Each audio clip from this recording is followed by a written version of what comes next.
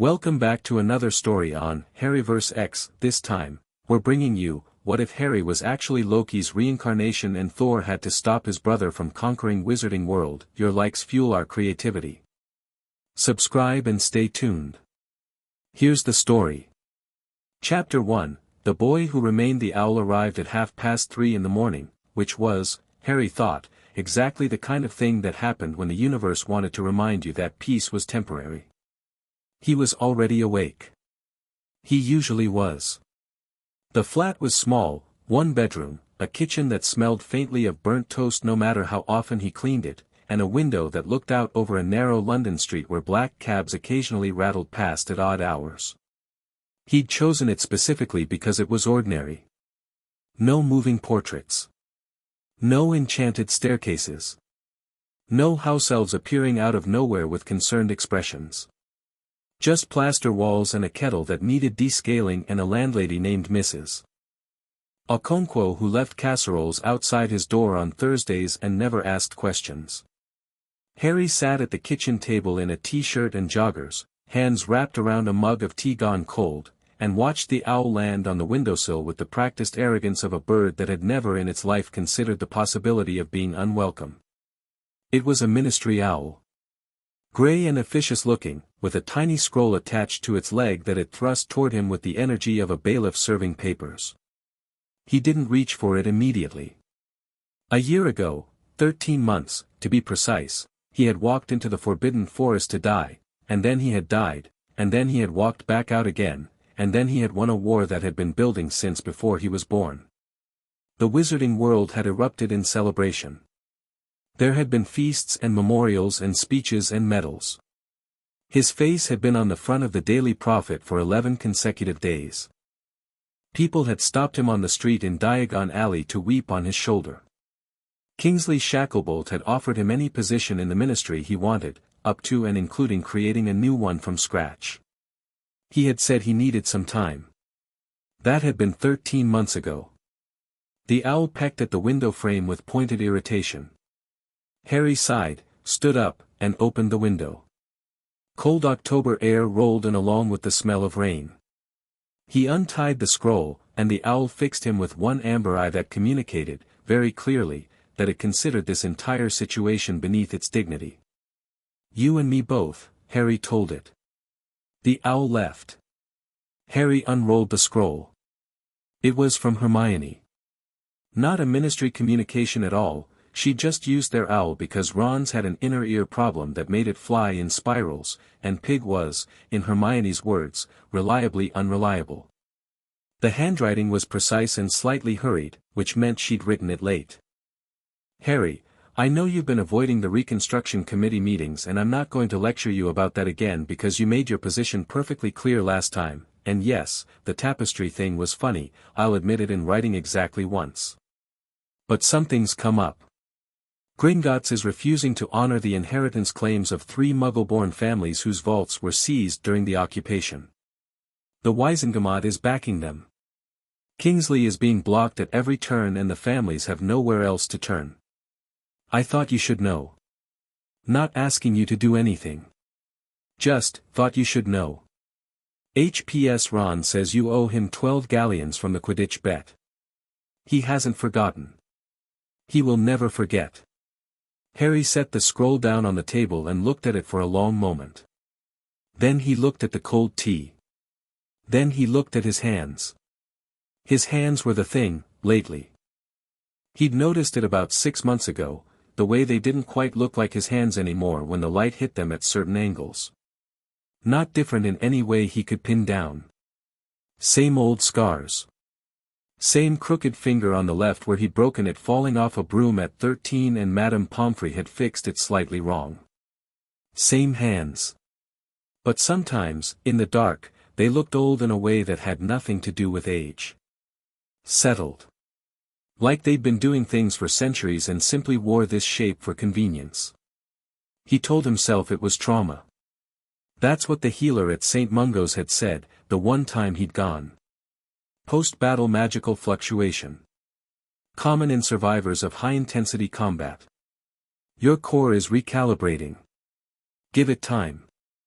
He'd given it time. The fluctuations had gotten more interesting. Last Tuesday, he'd gone to make tea and the kettle had started boiling before he touched it, which was fine. Accidental magic happened. Except he hadn't been thinking about tea.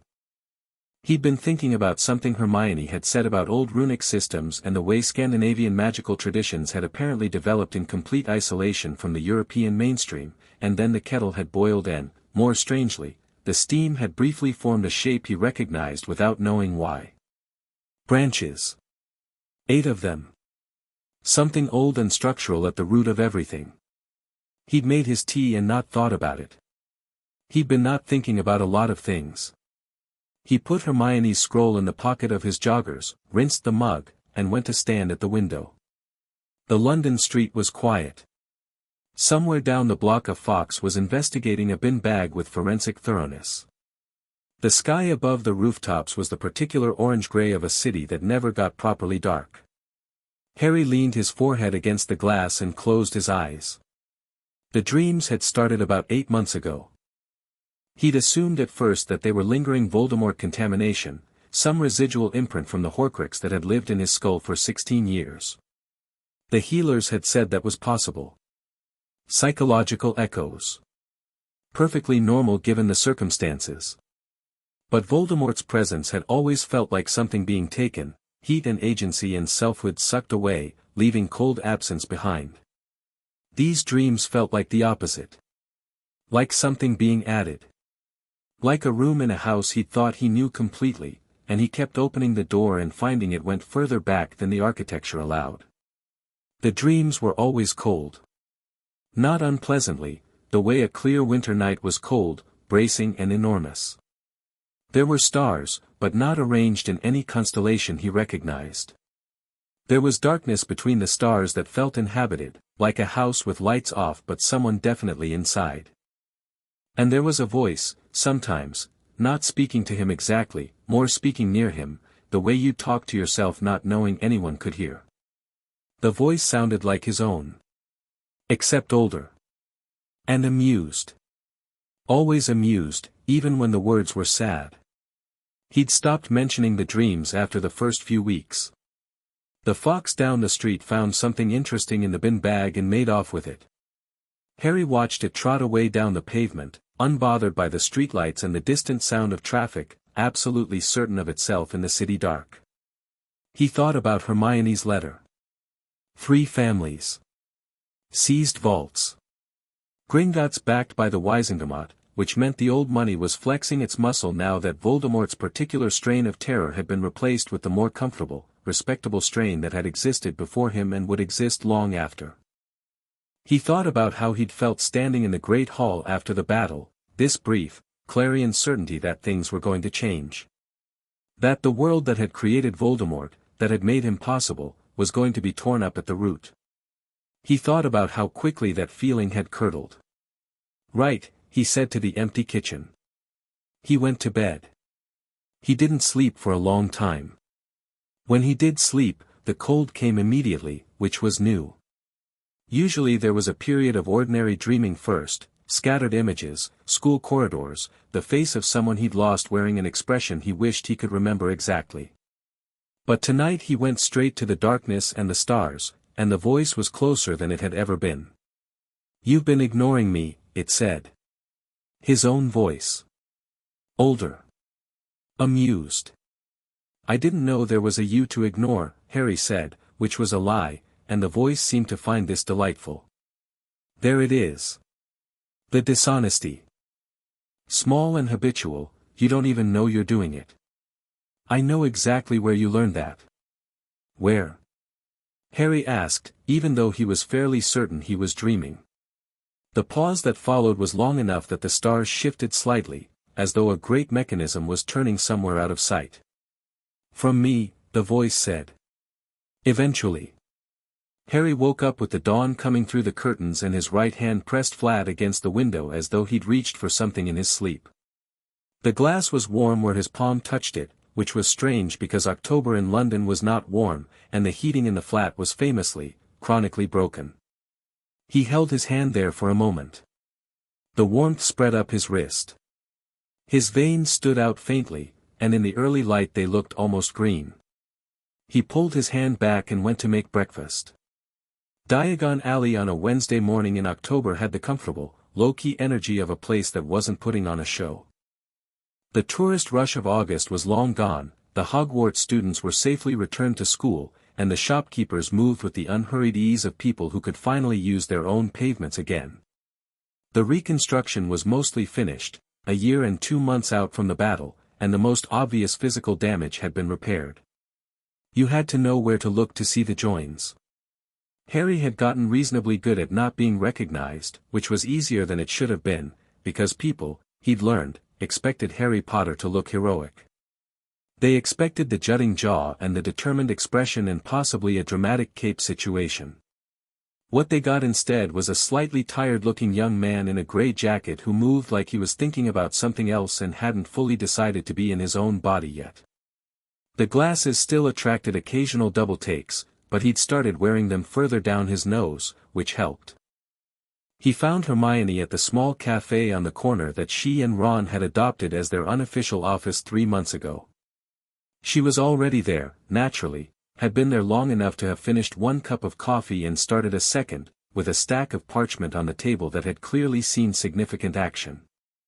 Across from her, looking significantly less caffeinated and correspondingly more miserable, was a wizard Harry didn't recognize, middle-aged, muggle clothing, the slightly dazed look of someone who'd been crying recently and was working hard at not doing it again.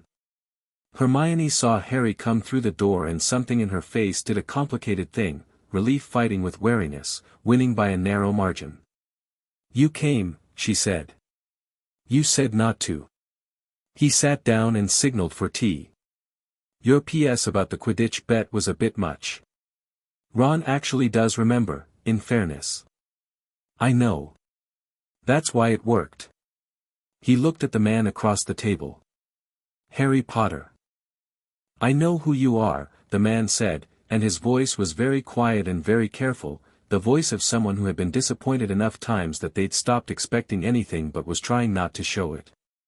"Edmund Fairweather. My family, the Fairweathers, we've been magical for 4 generations. My grandmother, my mother, me, my daughter." He stopped. Steadied himself. "The Ministry seized our vault in 1997. During the Muggleborn Registration Commission. My grandmother was 73 and they took everything she owned and she died 6 months later and I think the stress of it," he stopped again. Harry looked at Hermione.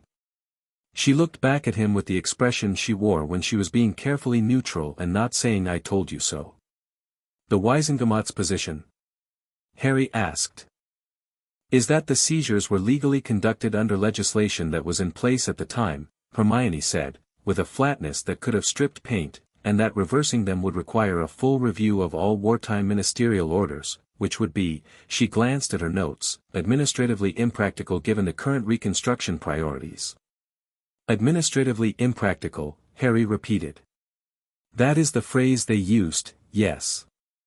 Harry looked at Edmund Fairweather, who was looking at his coffee with the specific expression of a man who'd run out of ways to be surprised by cruelty.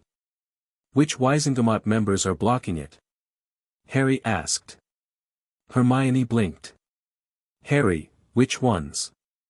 She hesitated, then turned to a specific page in her stack of parchment and pushed it across the table. 6 names. 3 of them Harry recognized, Aldrich Rosier, Cornelius Bremner, Maybelle Flint. Old names. Pre-war names.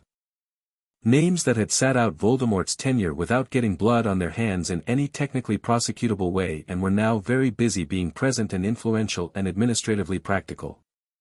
Harry folded the parchment and put it in his jacket pocket. "Right," he said. "Thank you, Mr. Fairweather." Edmund Fairweather looked up at him with very careful eyes. "What are you going to do?" "I'm not sure yet," Harry said honestly. "But something." He paid for the tea he hadn't drunk and left. He didn't go to the Ministry. Not yet. He wasn't ready for the Ministry yet, and he wasn't entirely sure why he phrased it to himself that way, ready, as though it were a performance he was preparing for rather than a problem he was solving. He walked instead, which was something he'd been doing a lot of lately. London accommodated walking better than anywhere else he'd ever been. It had the specific, generous indifference of a city that had seen everything and was too busy to comment. He walked south along the embankment and watched the Thames doing its brown, complicated thing, and he thought. The problem was systemic. That was Hermione's word for it, but she was right. The same families who had bent with the wind during Voldemort's tenure were still in the Wizengamot, still in the comfortable senior positions at the ministry, still sitting on the boards of the institutions that ran Wizarding Britain. They had not been Death Eaters, or not provably, and so they had not been tried. They had simply waited, and now they were back, and the legislation they'd bent to accommodate Muggle-born persecution was still technically on the books, and administratively practical had turned out to be a very efficient substitute for justice. Harry had tried, in the early months after the war, to engage with this through proper channels. He'd attended committee meetings. He'd given statements. He'd been very diplomatic and very reasonable, and he had found, with increasing clarity, that being Harry Potter in a committee meeting meant that people agreed with everything he said and then did nothing about any of it, and the machinery turned in exactly the same direction it had always turned. He stopped on the embankment and leaned on the railing and watched the water. The strange thing, the thing he couldn't tell anyone about, was that lately, when he thought about the machinery of the ministry, about the comfortable inertia of institutions designed to preserve the comfort of the people running them, he didn't feel the hopeless, grinding frustration he'd carried for the past year. What he felt instead was something cleaner and colder and much more interesting. He felt curious. Not curious in the way of someone studying a problem. Curious in the way of an engineer looking at a badly designed structure and thinking about where, precisely, you'd place the lever. He turned the parchment with the 6 names over in his pocket. Thought about Aldrich Rosier, who sat on the Wizengamot's Property and Inheritance Committee. Thought about the legislative framework around wartime orders. Thought about the specific, careful wording of the Muggle-born Registration Act, which had been drafted quickly and dirtily in the summer of 1997 and had never been properly unwound. The shape of it came to him with a clarity that felt borrowed, not quite his own, too structured, too architectural, too comfortable with the idea that systems had weak points if you knew how to find them. He'd always been reasonably clever, he knew that. This felt different. This felt like thinking with a different set of tools. He didn't question it. He'd been not questioning it for 6 months. He was getting quite good at not questioning it. He pushed off the railing and turned back toward Whitehall. The Ministry of Magic's visitor entrance was a red telephone box in a Westminster side street that always smelled faintly of old rain. Harry dialed the visitor code, 62,442, and rode the cramped elevator down into the earth while the pre-recorded voice described his visitor status and issued him a badge that read Harry Potter, unscheduled. The atrium was its reconstructed self, the golden fountain restored to the center, the peacock blue ceiling with its moving stars, the rows of fireplaces along the wall leaking green flame, and ministry officials in robes that ran the spectrum from sensible navy to one memorable incident of chartreuse. The memorial plaques from the war years had been moved, not removed, just moved, to an alcove off the main hall, which said something about priorities that Harry tried not to think about too hard. He walked through the atrium with his hands in his jacket pockets and his badge clipped to his lapel, and by the time he reached the lifts he'd attracted a tail. 3 Aurors, he recognized 2 of them from his cohort year, before he dropped out of the training program. They were being casual about it in the way that Aurors were specifically trained to be casual about surveillance, which was to say, very obviously. "I'm going to the Property Committee office," he told them without turning around. "6th floor. You can come if you want." A pause. Then, "Routine security, Mr. Potter." That was Dawlish, the older one. "Given your, unscheduled status." "Of course," Harry said pleasantly, and got into the lift. He was not, as it turned out, going to the Property Committee office. He was going to the Records Division, which was on the 3rd floor and was staffed by a rotation of 2 wizards and an enchanted quill the size of a small child. The Records Division was where all wartime ministry legislation was archived, not because anyone had done anything with it, but because destroying ministry records required a Wisengamot vote and the Wisengamot had better things to worry about than administrative housekeeping. The records division wizard on duty that morning was a small, anxious man named Pelworth who looked genuinely alarmed to see Harry Potter walk through his door. "I need the original draft of the Muggleborn Registration Act," Harry said. "And the associated supporting documentation. The full legislative trail." Pelworth blinked. Well, those records are filed under the Wartime Emergency Orders, I assume. Which are accessible to any member of the public requesting them under the Standard Informational Access Clauses of the 1965 Ministry Transparency Act." Harry pulled out a small piece of parchment where he'd written this down. Clause 14, subsection B. Pelworth looked at the parchment. Looked at Harry. Looked at the three Aurors crowding the doorway behind Harry. "I'll, just, one moment," he said, and went very quickly into his filing system. Harry waited. He looked around the records division with idle curiosity, hands in his pockets.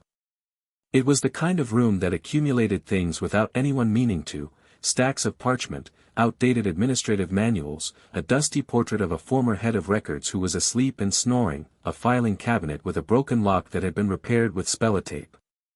He thought about the dream. "From me. Eventually." Dawlish, behind him, Mr. Potter. "May I ask what the, nature of this inquiry is?" "Personal research," Harry said. A silence. "The minister would be happy to, I'm sure he would," Harry said. "This isn't about the minister." Pelworth returned with a substantial bundle of parchment, a layer of dust on it suggesting it had not been reviewed in some time, and set it on the counter with the careful energy of a man handing over a live grenade. Harry picked it up, tucked it under his arm, and thanked him. He was on the third-floor landing, Auror still following, when he stopped, because something had happened to his head. It wasn't a pain exactly. More like a pressure, or a resonance, the way a tuning fork vibrates when a matching note is struck nearby. It started at the base of his skull and spread outward, and for one extremely strange moment Harry was somewhere else, not physically. He was still standing on the third-floor landing of the Ministry of Magic with three Aurors 6 feet behind him, but some other part of him was somewhere vast and cold and structural, somewhere between the roots of things, and looking through him at the bundle of parchment under his arm with an interest that was ancient and patient and very, very sharp. Then it passed, and he was just Harry Potter again, on a landing, slightly dizzy. He put his hand on the wall. "Mr. Potter?" One of the younger Aurors, Williamson, sounded genuinely concerned. "Are you fine?" Harry said. "Give me a second." He breathed. The ministry's peculiar underground air, thick with bureaucratic charm work and the faint ozone of constant magical transit.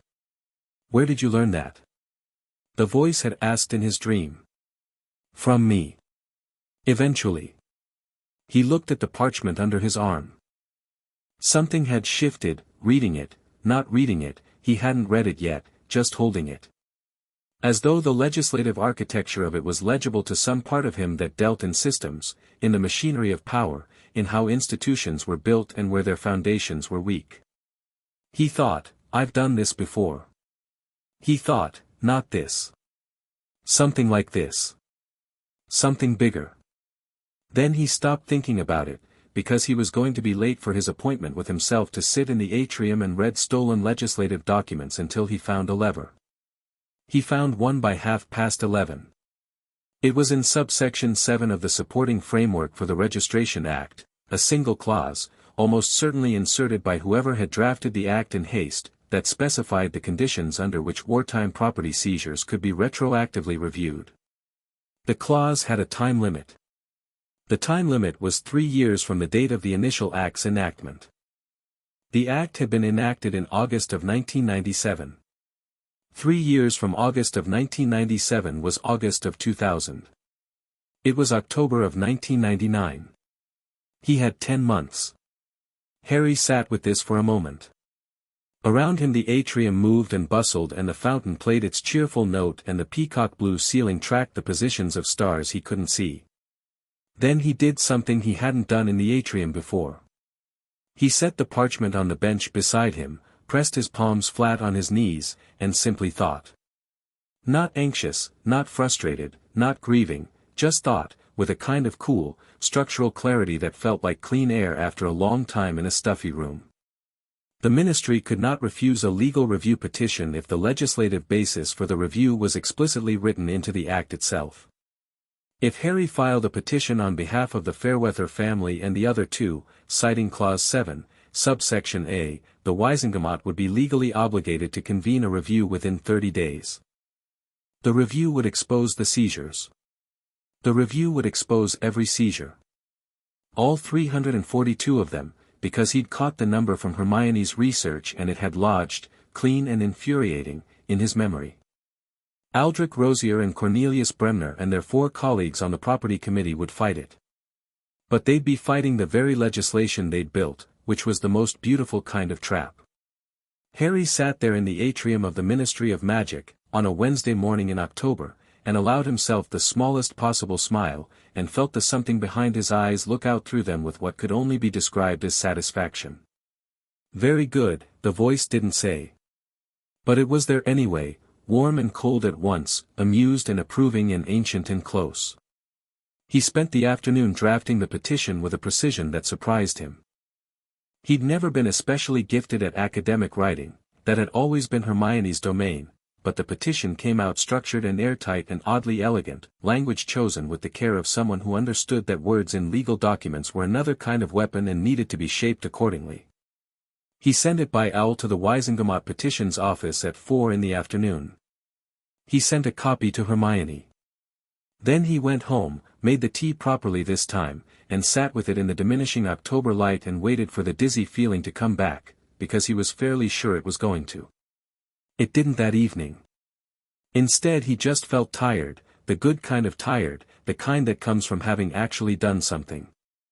He ate the casserole Mrs. Okonkwo had left outside his door, chicken, extremely good, and washed up and sat back at the kitchen table and picked up a book he'd been working through for the past month. Not a wizarding book. A book he'd found in an ordinary bookshop on Charing Cross Road, in the mythology section, a dense, scholarly text on Norse cosmology that he'd pulled off the shelf on impulse and then found himself unable to put down. He'd read the chapter on the World Tree 6 times. He'd read the chapter on the Aesir twice. The chapter on Loki he'd been slowly working through for 3 weeks, not because it was difficult to read but because every time he got more than a few pages in he had to stop and sit with a feeling he couldn't name. Not recognition exactly. More like the way you feel when you hear a song you haven't heard since childhood, and you don't remember the words but your mouth does. He read 2 pages. Then he read a passage he'd read before, flagged with a turned-down corner. The nature of Loki defies simple categorization. He is the god of neither chaos nor order but of the space between them, the agent of change who both creates and destroys. He is the shapeshifter, the riddler, the boundary crosser. In some traditions he is the foster brother of Odin, beloved and feared in equal measure, in others he is the shadow face of the divine order that can only be known through what it destroys. His most fundamental nature is transformation. He is never what he appears to be, and always, underneath, exactly what he is. Harry put the book face down on the table. He sat for a long time. Outside, a cab rattled past. The fox was back at the bins. The city went about its business in the dark. His phone, the one he kept for the Muggle-adjacent parts of his life, buzzed on the counter. Hermione. He picked it up. I just read the petition, she said, without preamble. Harry. Where did you learn to write like that? I just figured it out as I went. A pause. That's not how legal petitions work. That language in paragraph 3, the construction of the subsidiary clause, that's textbook Wisengamot procedural doctrine. We didn't cover that in any class at Hogwarts. I read some things. Harry. Hermione, something's happening with you, she said quietly. I'm not saying it in a bad way. You seem different. Clearer. More, I don't know. More there. But I noticed it last time I saw you and I'm not going to not say something just because you haven't. Harry looked at his hands. The kitchen light caught the green of his veins in a way that seemed more pronounced tonight. I know, he said. Do you want to talk about it? Not yet, he said honestly. Another pause. Longer. The kind Hermione used when she was deciding whether to push and concluding, against her instincts, that she shouldn't. Okay, she said. Not yet. But Hermione. He hesitated. The 3 families. We have 10 months. I'm going to need your help with some of the procedural filing. She was quiet for a moment and then he heard her smile, not saw, heard, in the particular way her voice changed when she was deciding to trust something. I'll come by tomorrow morning, she said. 8 o'clock. 7:30. Bring good coffee. 7:30, she said. Good night, Harry. Night. He put the phone down and looked at the Norse mythology book, still face down on the table. He thought about the voice in the dream. Older. Amused. He thought about the moment in the ministry, that vertiginous double vision, looking at the parchment through his own eyes and something else's at the same time. He thought about the green of his veins in the kitchen light. Then he thought about what it would feel like to bring 342 families' stolen property before the Wisengamot and watch Aldrich Rosier's face when he realized the trap had been built from his own house. The something behind his eyes stirred warmly. Yes, it seemed to say. That is exactly the kind of thing I used to love. He dreamed differently that night. Not the cold void, not the familiar darkness with its displaced stars. This was somewhere specific, a golden place, high and hall-like, with carved wooden rafters and long tables and light that came from everywhere and nowhere. He was sitting at a table and across from him was a man he had never seen before in waking life and knew immediately and completely, tall, broad-shouldered, with the easy physical confidence of someone who had never once in his life wondered whether his body could do what he needed it to. Blonde hair, honest face, storm-gray eyes that were currently fixed on Harry with an expression of complicated, searching emotion that would have been intrusive from anyone else. Brother, the man said. And Harry, who was also not Harry, said, You look tired, Thor. And the man who was Thor smiled, and it was a sunrise kind of smile, big, unguarded, the smile of someone who is so relieved they forget to be dignified about it. And you look alive, Thor said. Which is, given everything, somewhat miraculous. I'm always alive, Harry said. You just don't always know where to find me. Heimdall found you, Thor said, and something shifted in his face, the relief dimming, something more serious coming up beneath. He's been watching for some time now. We weren't certain until recently. A pause. Are you certain? Of what you are? Harry looked at his hands on the table, in the golden light. They looked ancient. They looked his. Not yet, he said. But I'm getting there. Thor nodded slowly. He was quiet for a moment, and then he leaned forward and put his elbows on the table and looked at Harry with a directness that was somehow entirely without aggression, just earnest, thoroughly and disarmingly earnest. Don't do anything I'll have to come and undo, he said. Please. I haven't done anything yet.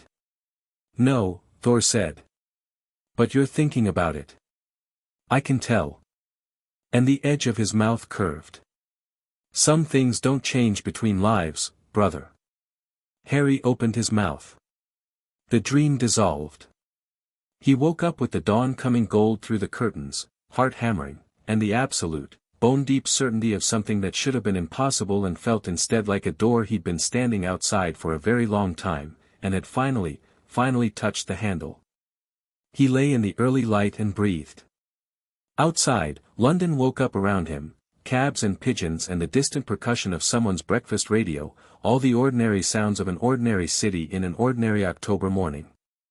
Harry Potter looked at the ceiling. Right then, he said softly, to the something behind his eyes, to the voice that sounded like his own voice from very far away and a long time ago. It didn't answer. It didn't need to. He got up, put the kettle on, and began. He was in the kitchen, coffee made, Hermione's promised arrival 40 minutes away, when the magic went sideways. He'd been thinking about the petition, specifically about the subsidiary clause and whether the Wisengamot could challenge it on procedural grounds, and his mind had drifted into that cool, architectural mode that was becoming more familiar by the day, the mode that thought in systems and pressure points and where is the load-bearing wall, and then without any conscious intention on his part he'd reached out toward the mug of coffee to move it 6 inches to the right and, the mug didn't move. Everything else in the kitchen did. The chairs arranged themselves around the table with precise geometric equidistance. The pots on the hanger above the stove sorted themselves by size in a single, smooth rotation. 3 books on the counter opened to specific pages and lay flat, simultaneously, like a filing system explaining itself. The window frosted over, not with cold but with a pattern, intricate, rune-like, 8 branching, spreading across the glass from a central point with the calm inevitability of something that knew exactly what shape it was supposed to be. Harry stood absolutely still.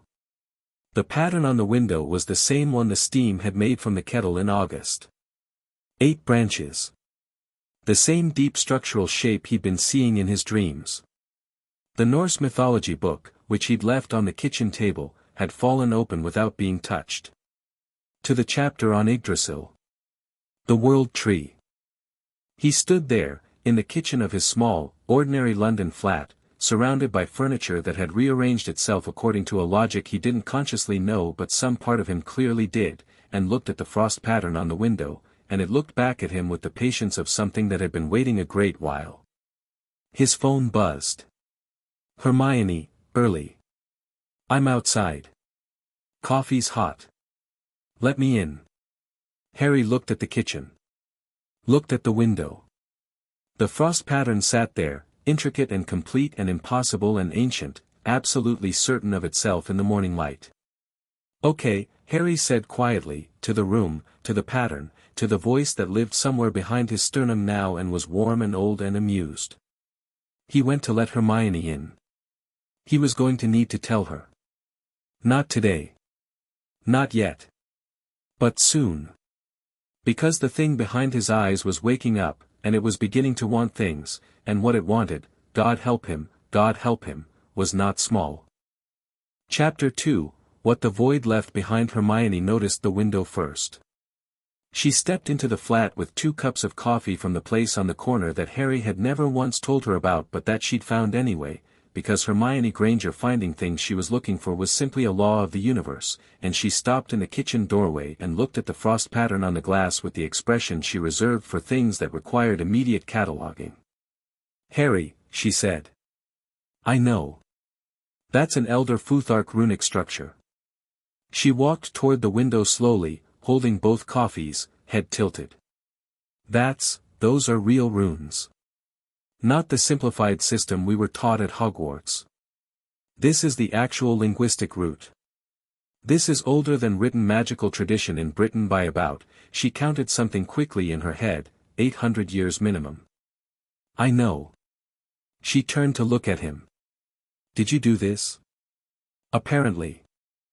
She set both coffees on the table and folded her arms and looked at him in the way she had, the look that meant she was assembling data and was not going to be fobbed off with approximations. Harry. When exactly did you first notice that something was different? He told her. Not everything, not the voice, not the dream with Thor, not the specific quality of the thing behind his eyes that felt less like a symptom and more like a presence. But the rest of it, the magic that answered to intentions he hadn't consciously formed, the architectural thinking, the legal petition that had come out of him with a precision he had no business having, the Norse mythology book he kept returning to, the rune pattern that had been appearing in various forms for 3 months. Hermione listened without interrupting, which was unusual and meant she was genuinely alarmed. When he finished, she was quiet for 10 seconds. Then, you should have told me sooner. I know. I'm not, Harry, I'm not saying that to be difficult. I mean there's research that applies here. Post-war magical divergence in high-intensity survivors, that's documented, but what you're describing is well outside the parameters of any case study I've read. The runic structure alone is, she stopped herself. Picked up her coffee. Drank some. Have you talked to anyone at St. Mungo's recently? Last time I went they told me to give it time and implied I was being dramatic. Right. A pause. I'll talk to someone I know in the spell damage ward. She's good, proper academic background, not the standard ministry adjacent nonsense. Hermione looked at the window again, at the 8-branching pattern catching the October light. That structure. It looks like the world tree. Yggdrasil. Harry said nothing. Hermione turned back to him slowly.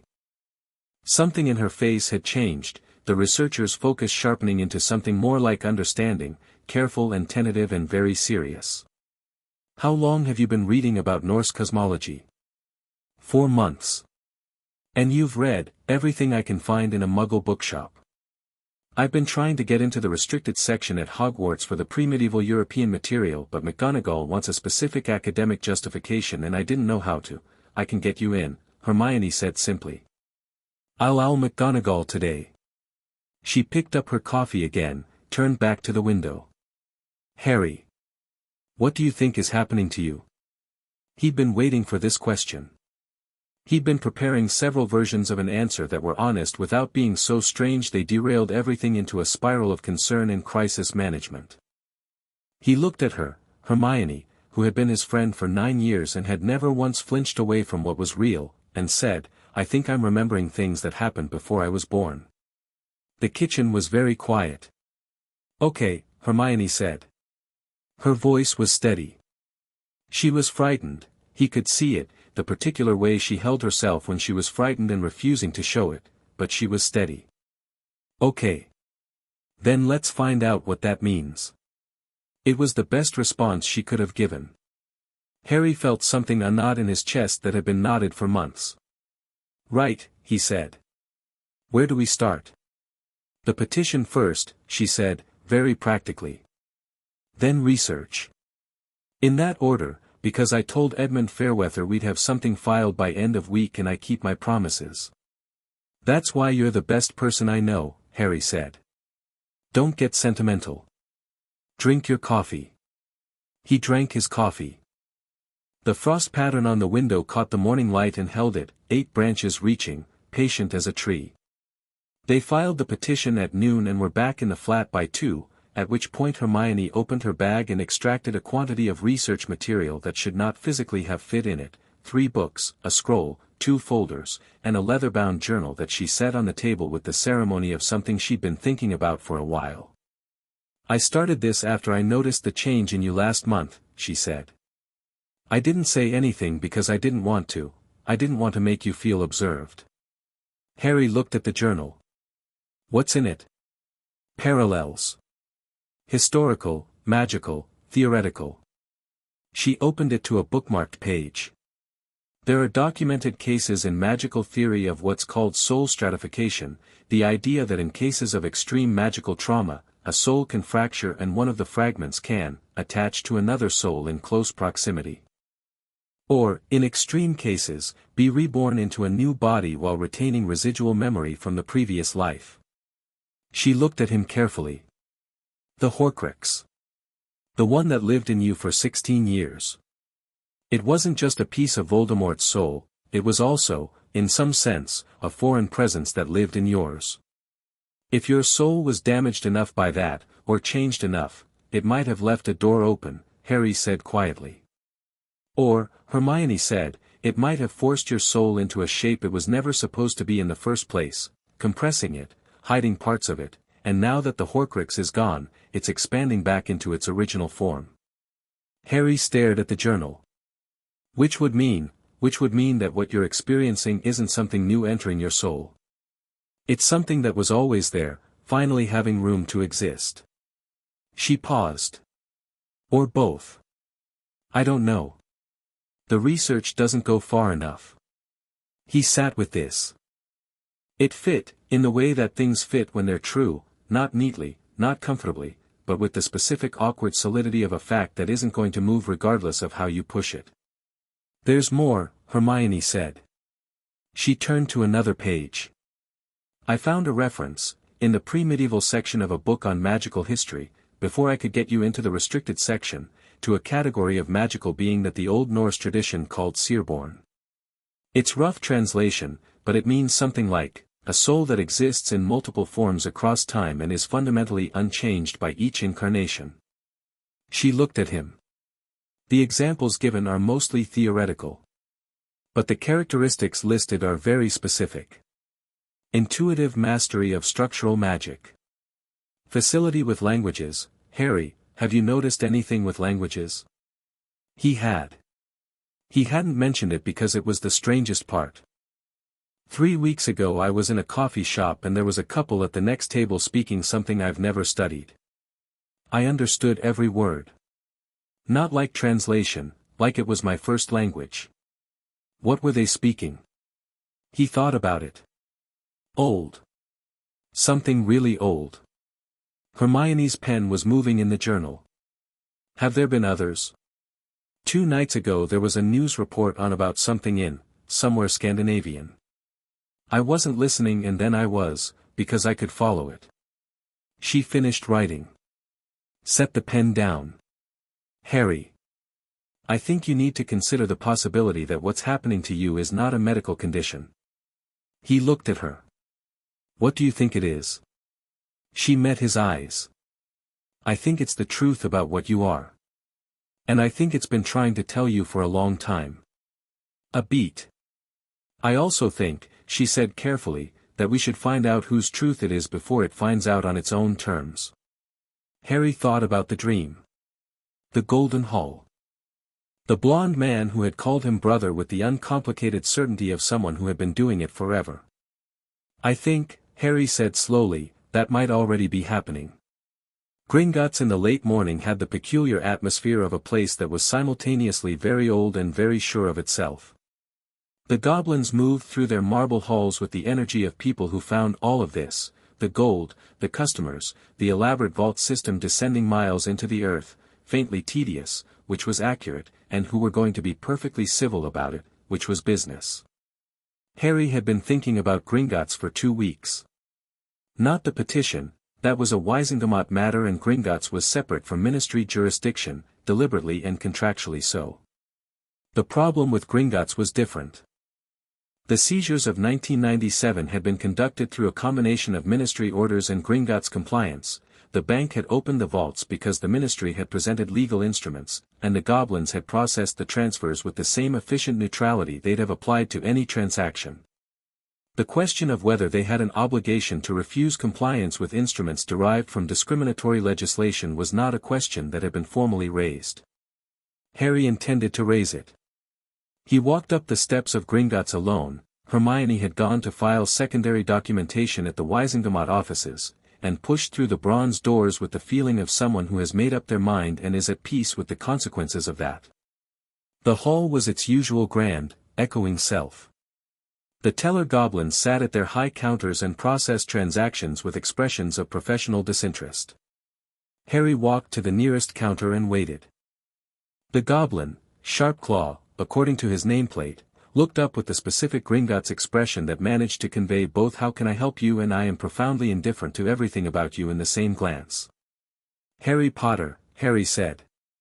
I'd like to speak with the Director of Inheritance Accounts. The Director is unavailable. I'll wait. A pause. Sharpclaw looked at Harry with the recalibrated attention of someone who has just noticed they're dealing with a species they hadn't properly identified. May I ask the nature of your business? 342 improperly processed wartime vault transfers, Harry said pleasantly. And the question of Gringotts' institutional liability in cases where compliance with ministry instruments can be demonstrated to constitute participation in discriminatory seizure under pre-existing Goblin-Human Treaty law. The Treaty of 1752, specifically. He tilted his head. Which you'd know better than I would. Sharpclaw stared at him. I'll tell the Director you're here, he said, and disappeared through a side door with rather more urgency than his initial manner would have suggested. Harry waited. He was content to wait. He looked around the hall, the high vaulted ceiling, the marble columns, the golden light, and felt the cool, architectural part of his mind catalog it with quiet attention. The Treaty of 1752 was real. He'd found it in the restricted archive of a Muggle academic library in Bloomsbury 2 weeks ago, tucked inside a collection of magical historical documents that had apparently never been cross-referenced with current Gringotts policy. The treaty predated the ministry itself by 40 years and established specific obligations on both sides regarding the handling of human-deposited wealth. He hadn't told anyone about this research, because he'd done it at 3 a.m. on a Tuesday when he couldn't sleep, driven by a sudden and very clear intuition about where to look, and he was still getting comfortable with the fact that the intuitions arrived pre-packaged with where to look already attached. A different goblin appeared, older, with the particular stillness of someone who held significant institutional power and was used to not having to show it. "Mr. Potter," the goblin said. "I am Ragnarok, Director of Inheritance Accounts." A pause. "You mentioned the 1752 treaty." "I did. Come with me."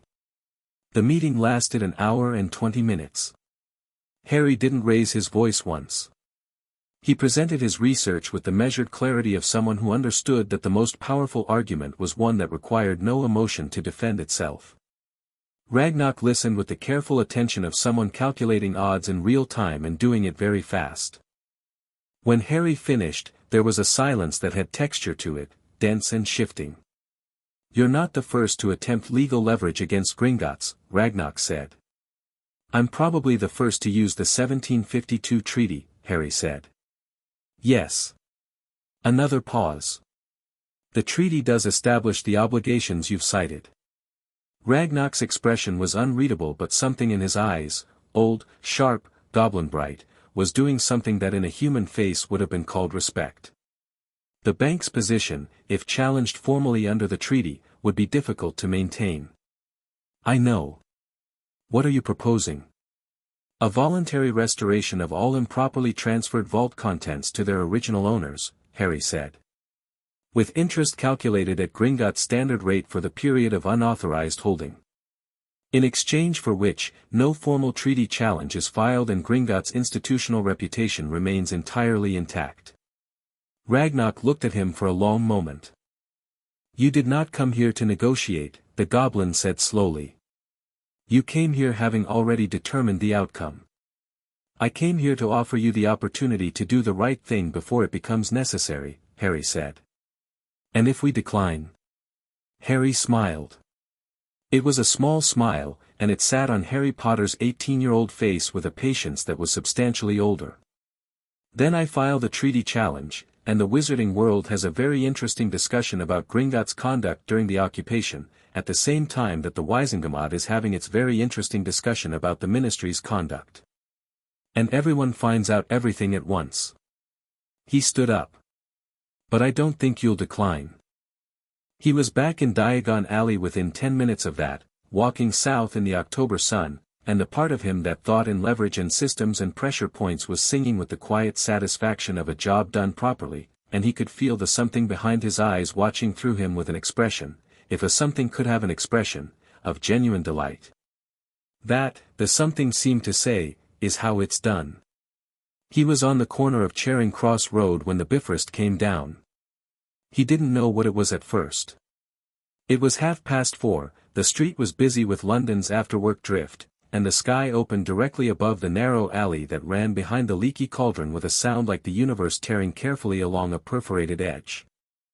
The light was enormous, blue-white and rotating, a column of it that touched down and was gone in 4 seconds, leaving behind a single figure in the alley and a smell like lightning in cold space and something old beyond reckoning.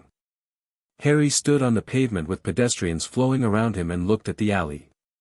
The figure in it was looking back. Tall. Broad. The honest face from his dream, wearing a different expression now, not the relief of the dream but something more complex, more guarded, working through several calculations at once with the focused intensity of someone who has spent a great deal of time making decisions with very limited information. He was wearing what appeared to be a dark jacket and jeans, civilian clothing, Harry recognized, chosen deliberately, though it fitted the man with the slight wrongness of a disguise rather than a wardrobe, and he was carrying a hammer that should not have been casually holdable by a human hand and was being held as though it were a natural extension of himself. Thor looked at Harry Potter standing on Charing Cross Road in the October afternoon. Harry Potter looked back. The something behind Harry's eyes went very still. Not alarmed. Still the way deep water is still, surface quiet, everything happening underneath.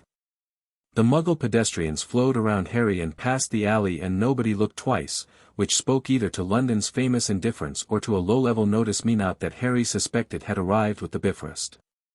Thor spoke first. His voice was different from the dream, less warm, more careful, the voice of someone trying very hard to get this right. "Loki," he said. "Harry," Harry said. A pause.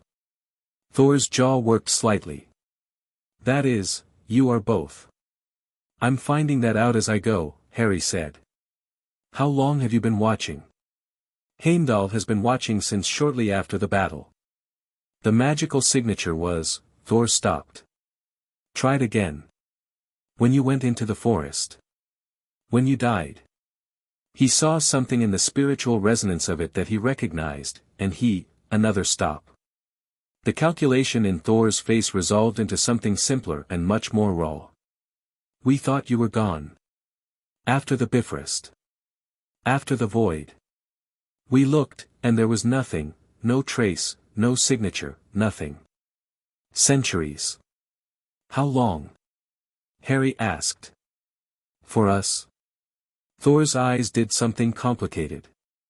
17 years since you fell.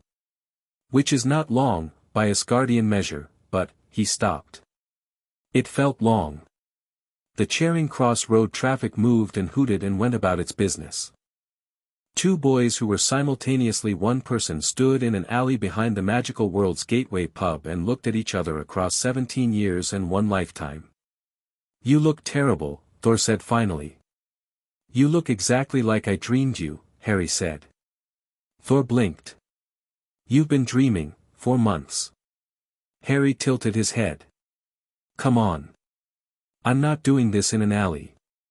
The pub Harry took him to was not the Leaky Cauldron. It was an ordinary Muggle place 2 streets over, dark wood and old beer smell and a corner table far enough from the bar that conversation wouldn't carry. Harry ordered 2 pints and set one in front of Thor and watched him look at it with the expression of someone politely encountering a thing they have no opinion about. "You can drink it," Harry said. "It's just beer." Thor picked up the glass, drank, and nodded with the specific Asgardian diplomacy of someone who does not think much of the drink but will not say so. "Why here?" "Because the Leaky Cauldron has ears and I'm not ready for the wizarding world to know about you." "Not yet." Thor looked at him with fresh attention. "Not yet. You're planning." "I'm always planning." Harry wrapped his hands around his glass. "Something in me is always planning.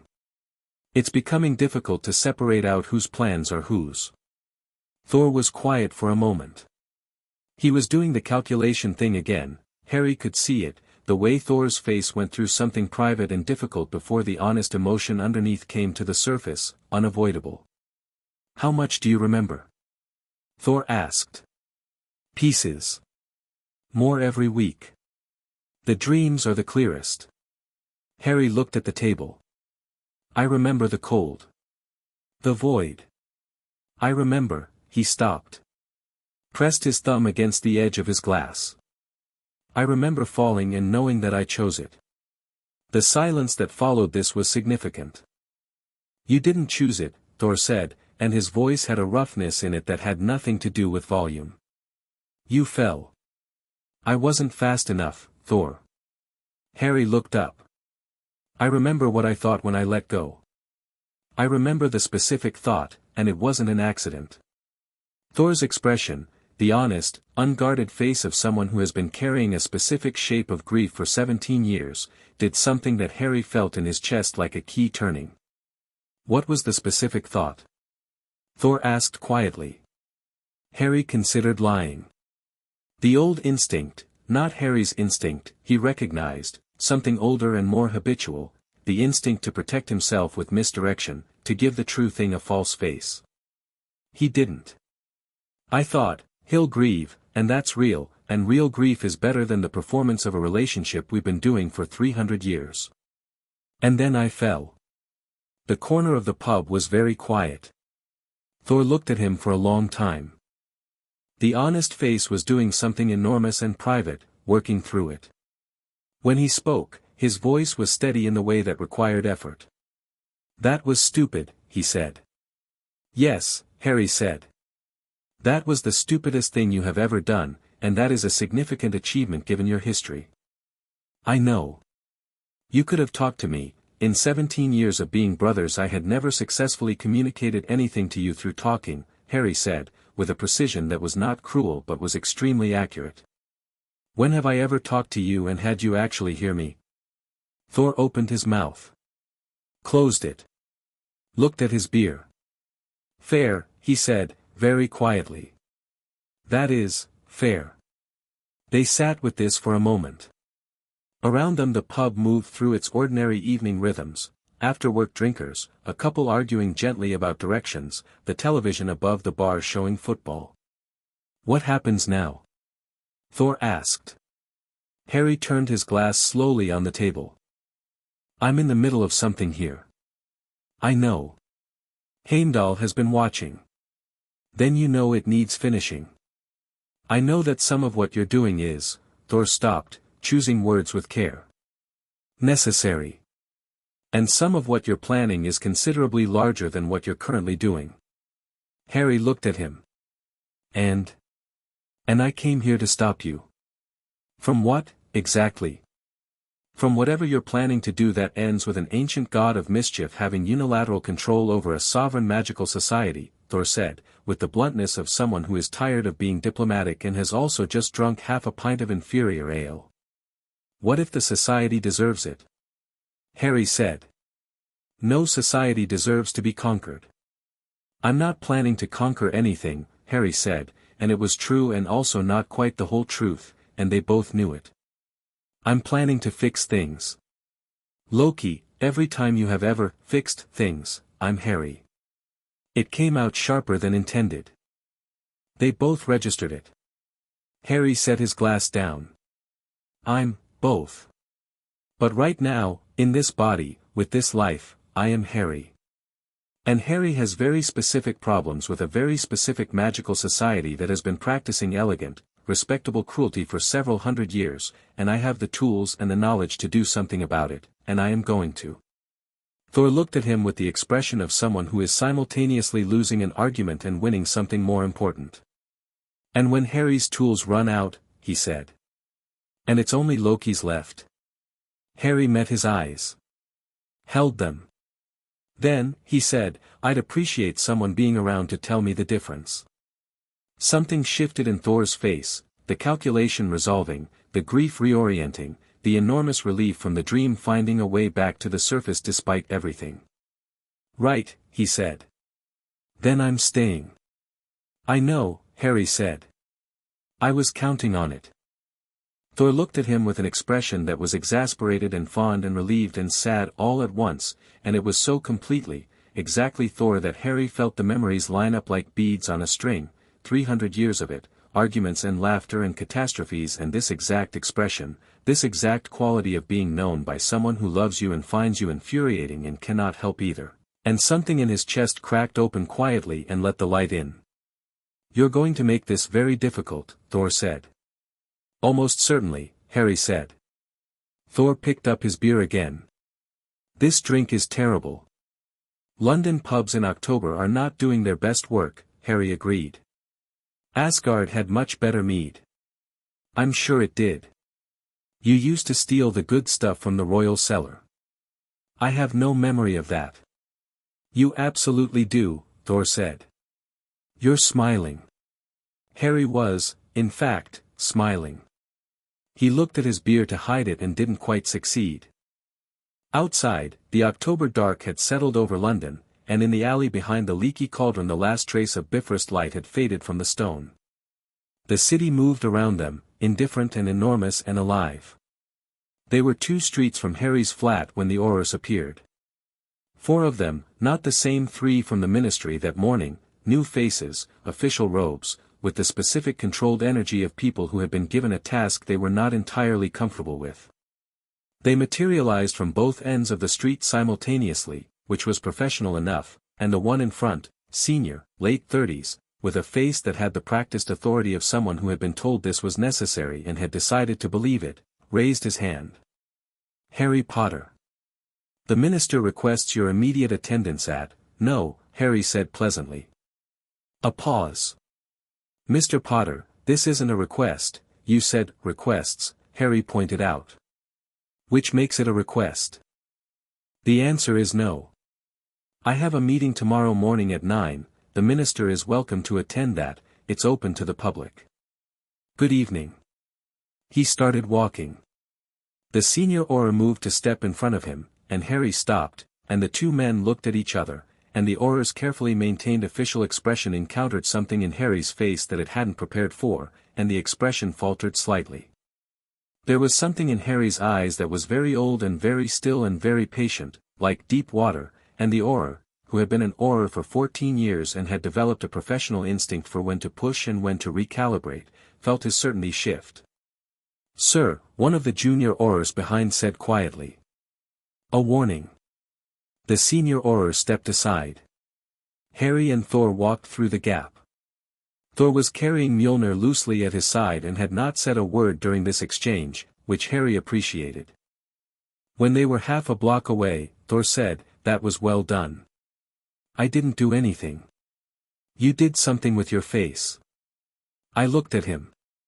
"You looked at him in a specific way that communicated something extremely clearly without saying a word," Thor said. "That's a Loki thing. You used to do it constantly. It drove everyone mad." "I'll add it to the list of things I apparently already know how to do," Harry said.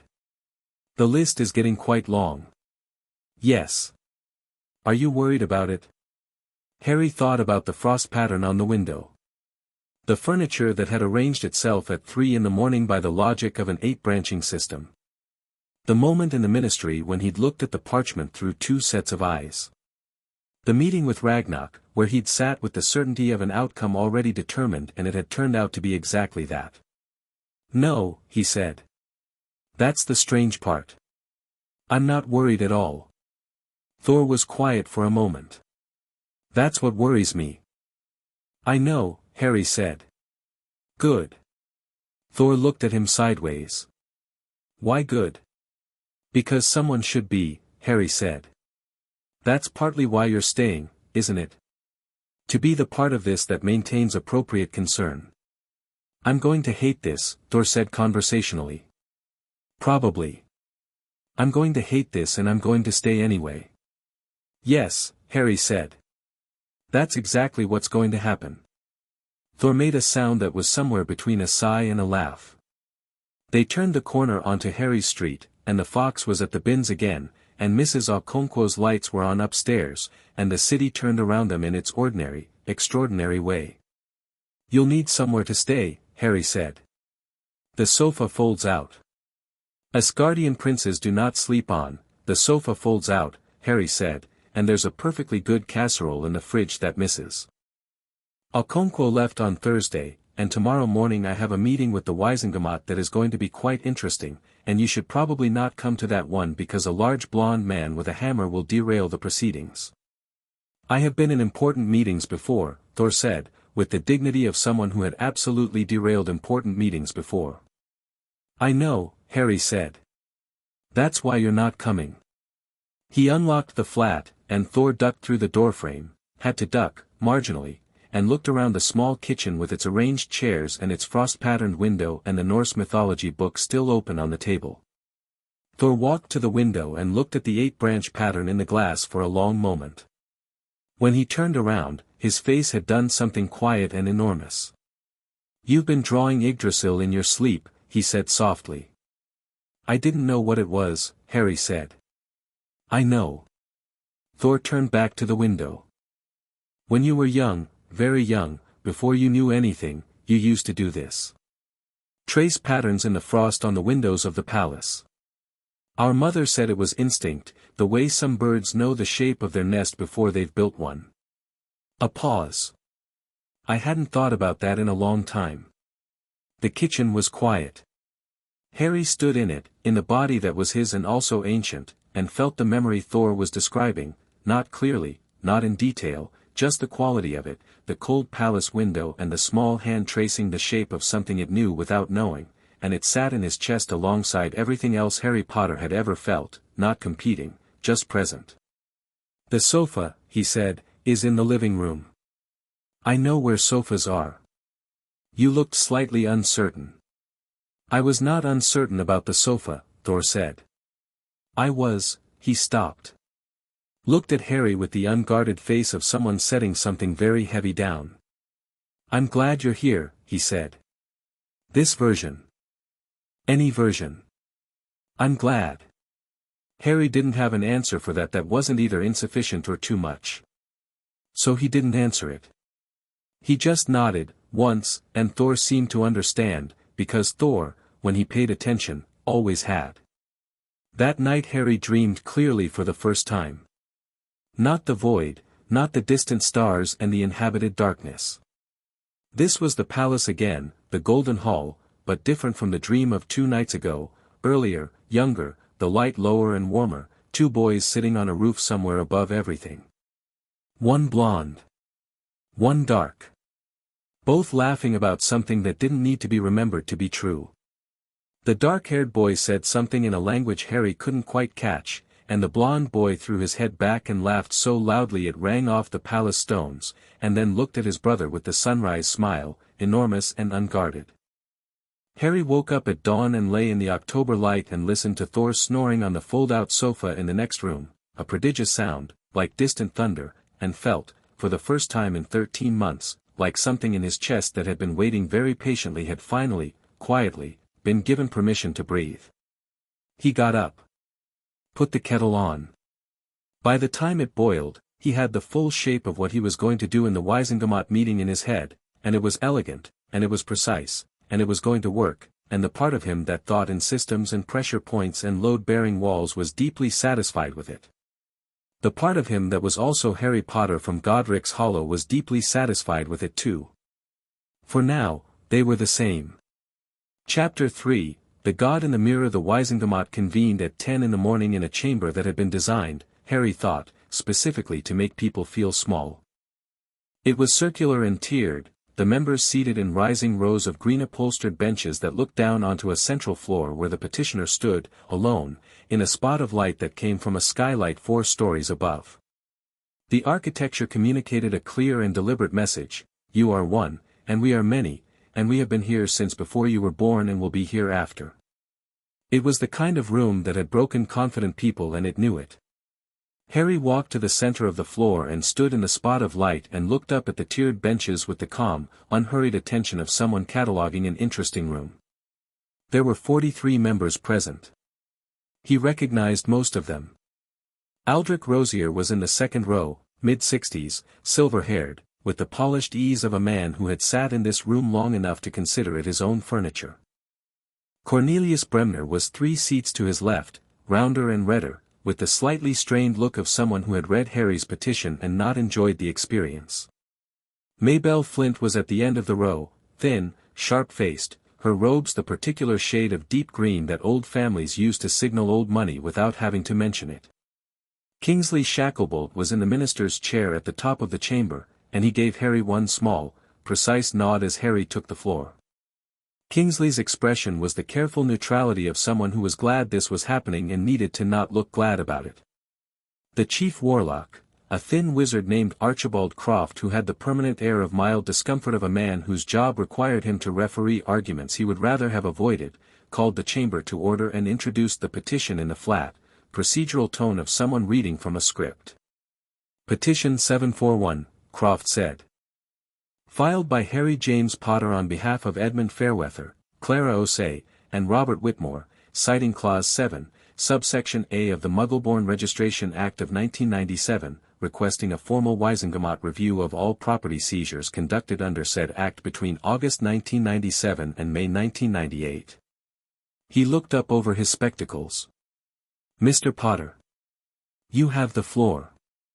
Harry had not prepared notes. He didn't need them. The legal basis of this petition is Clause 7, subsection A of the Act itself, he said, which establishes that any property seizure conducted under the Act is subject to formal review within 3 years of the Act's enactment if a petitioner can demonstrate that the legislative instrument authorizing the seizure was applied in violation of pre-existing treaty obligations or Waisengamat Charter provisions. He paused. I can demonstrate both. He laid it out. Cleanly, clearly, without oratory, just the architecture of the argument, each point supporting the next the way stones support an arch. The 1965 Transparency Act, accessible to any public petitioner. The specific wording of the Registration Act's own review clause, which the people who wrote it had apparently included as a legal safeguard and then forgotten about entirely. The Waisengamat's own charter provision from 1823 establishing property rights that predated and superseded emergency legislative powers. He spoke for 12 minutes. When he stopped, the chamber was very quiet. Then Aldrich Rosier said, with the relaxed confidence of someone who had navigated 40 years of Waisengamat chambers, the petition is procedurally interesting, but the substantive position of this committee remains that wartime seizures were legally conducted under legislation that was valid at the time of execution. The question of retroactive review does not, Clause 7, subsection A specifically provides for retroactive review, Harry said. That's what I just said. The spirit of that clause, Rosier said, was to provide a mechanism for review in cases of administrative error. Not as a wholesale audit of wartime emergency measures. The clause doesn't specify that distinction, Harry said pleasantly. It says, any property seizure. Those are the words. If the intent was narrower, the drafter should have used narrower words. A beat. Would you like to argue about legislative drafting standards? I'm happy to.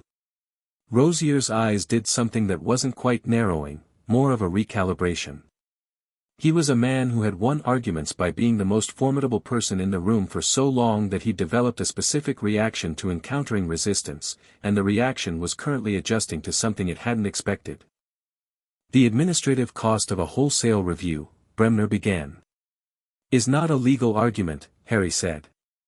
Mr. Potter, Croft said mildly, perhaps allow the members to, I'm happy to wait, Harry said, with exactly the tone of someone who was, in fact, happy to wait for as long as necessary and did not find this difficult. I just want to make sure we're clear that the arguments being raised are about cost and convenience, not legality. Because the legal position is quite clear.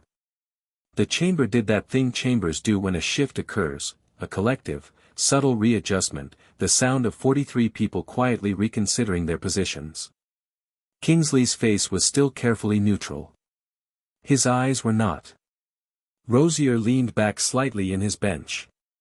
When he spoke again, his tone had shifted, not capitulating, but retreating to higher ground, the way experienced political animals did when direct engagement stopped being advantageous. The committee will consider the petition in full session. Wonderful, Harry said. I look forward to it. He was on the floor of the Waisengamat for 22 minutes total. He walked out of the chamber with the petition formally accepted for full review and a timeline of 30 days agreed to under procedural mandate, and he was at the lifts before Kingsley caught up with him. Harry. Kingsley fell into step beside him. He was a big man, Kingsley, former Auror, physically imposing, with the measured quality of someone who had learned to carry authority without performing it. That was, legal, Harry said. It was excellent, Kingsley said. And Rosier is going to make your life complicated. He's welcome to try. Kingsley was quiet for a moment, walking beside him. Then, carefully, there are people in that chamber who are going to start asking questions about what you're building. I'm not building anything, Harry said. Yet. Harry, Kingsley. Harry stopped at the lifts. Turned to look at him. 342 families. Seized vaults. Stolen money, stolen property, some of it irreplaceable, and the people who did it are still sitting in that chamber making arguments about administrative cost. He pressed the lift button. I'm using the law. Their law, that they wrote. If that makes them uncomfortable, I'd say the discomfort is appropriately targeted. Kingsley looked at him for a long moment, the kind of look that was doing serious work, taking in not just what Harry was saying but the specific, unfamiliar quality of how he was saying it. Kingsley had known Harry since he was 13 years old. He was very clearly aware that something had changed, and he was very clearly deciding, in real time, whether to ask about it. He decided not to. For now. Whatever you need from the minister's office, Kingsley said, you have it. I know, Harry said. Thank you. The lift came. Harry got in. The doors closed. He rode up alone, and in the mirrored doors of the ministry lift he caught his own reflection, thin face, messy hair, the glasses slightly crooked, and behind his eyes the something looked back at him with the satisfaction of a craftsman reviewing finished work. 22 minutes, it seemed to say. Not bad. I've had worse days, Harry agreed, to his reflection. The lift arrived at the atrium. He walked out into the blue-ceilinged space, and 3 separate ministry officials approached him with questions, and he answered all of them with the easy precision of someone who had already thought about this, and by the time he reached the exit he had 2 additional meetings scheduled and the beginning of what was going to be a very significant paper trail. The Prophet ran it the next morning. Not front page, Hermione had a contact at the paper and had carefully placed the story in a position that made it notable without being sensational. The headline read, Potter Petition Forces Wisingamot Review of Wartime Seizures. The article was factual, clear, and contained a quote from Edmund Fairweather that had been written with the precise intention of being the kind of thing people read and could not comfortably dismiss. Harry read it at his kitchen table with his coffee. Thor, across from him, was eating an amount of toast that suggested either genuine hunger or a philosophical commitment to English breakfast, and reading the newspaper with the slightly over-attentive expression of someone learning to decode an unfamiliar media landscape. This is your face, Thor said, pointing to a photograph on the inside page. Harry at the ministry, taken by a Prophet photographer who'd apparently been waiting. In the photograph Harry walked through the atrium with his hands in his pockets and didn't look at the camera. You walk like that now. Like what? Like you know exactly where you're going and aren't interested in explaining it to anyone. Is that new? Thor considered. Harry Potter always walked like he wasn't sure whether he was allowed to be wherever he was. This is different. He looked at the photograph again. This is you walking like you own the floor. Harry looked at the photograph. It was, he had to admit, a fairly accurate description. Does that bother you? He asked. No, Thor said, without hesitation. I find it enormously reassuring, actually, because for most of our acquaintance I was never entirely certain whether you knew what you were doing or whether it simply worked out. He drank his tea. He'd accepted tea over coffee on day 2 with the grace of someone making a cultural accommodation. I remain uncertain, but the confidence makes it easier to watch. Harry's phone buzzed. Hermione, Rosier called an emergency committee session last night.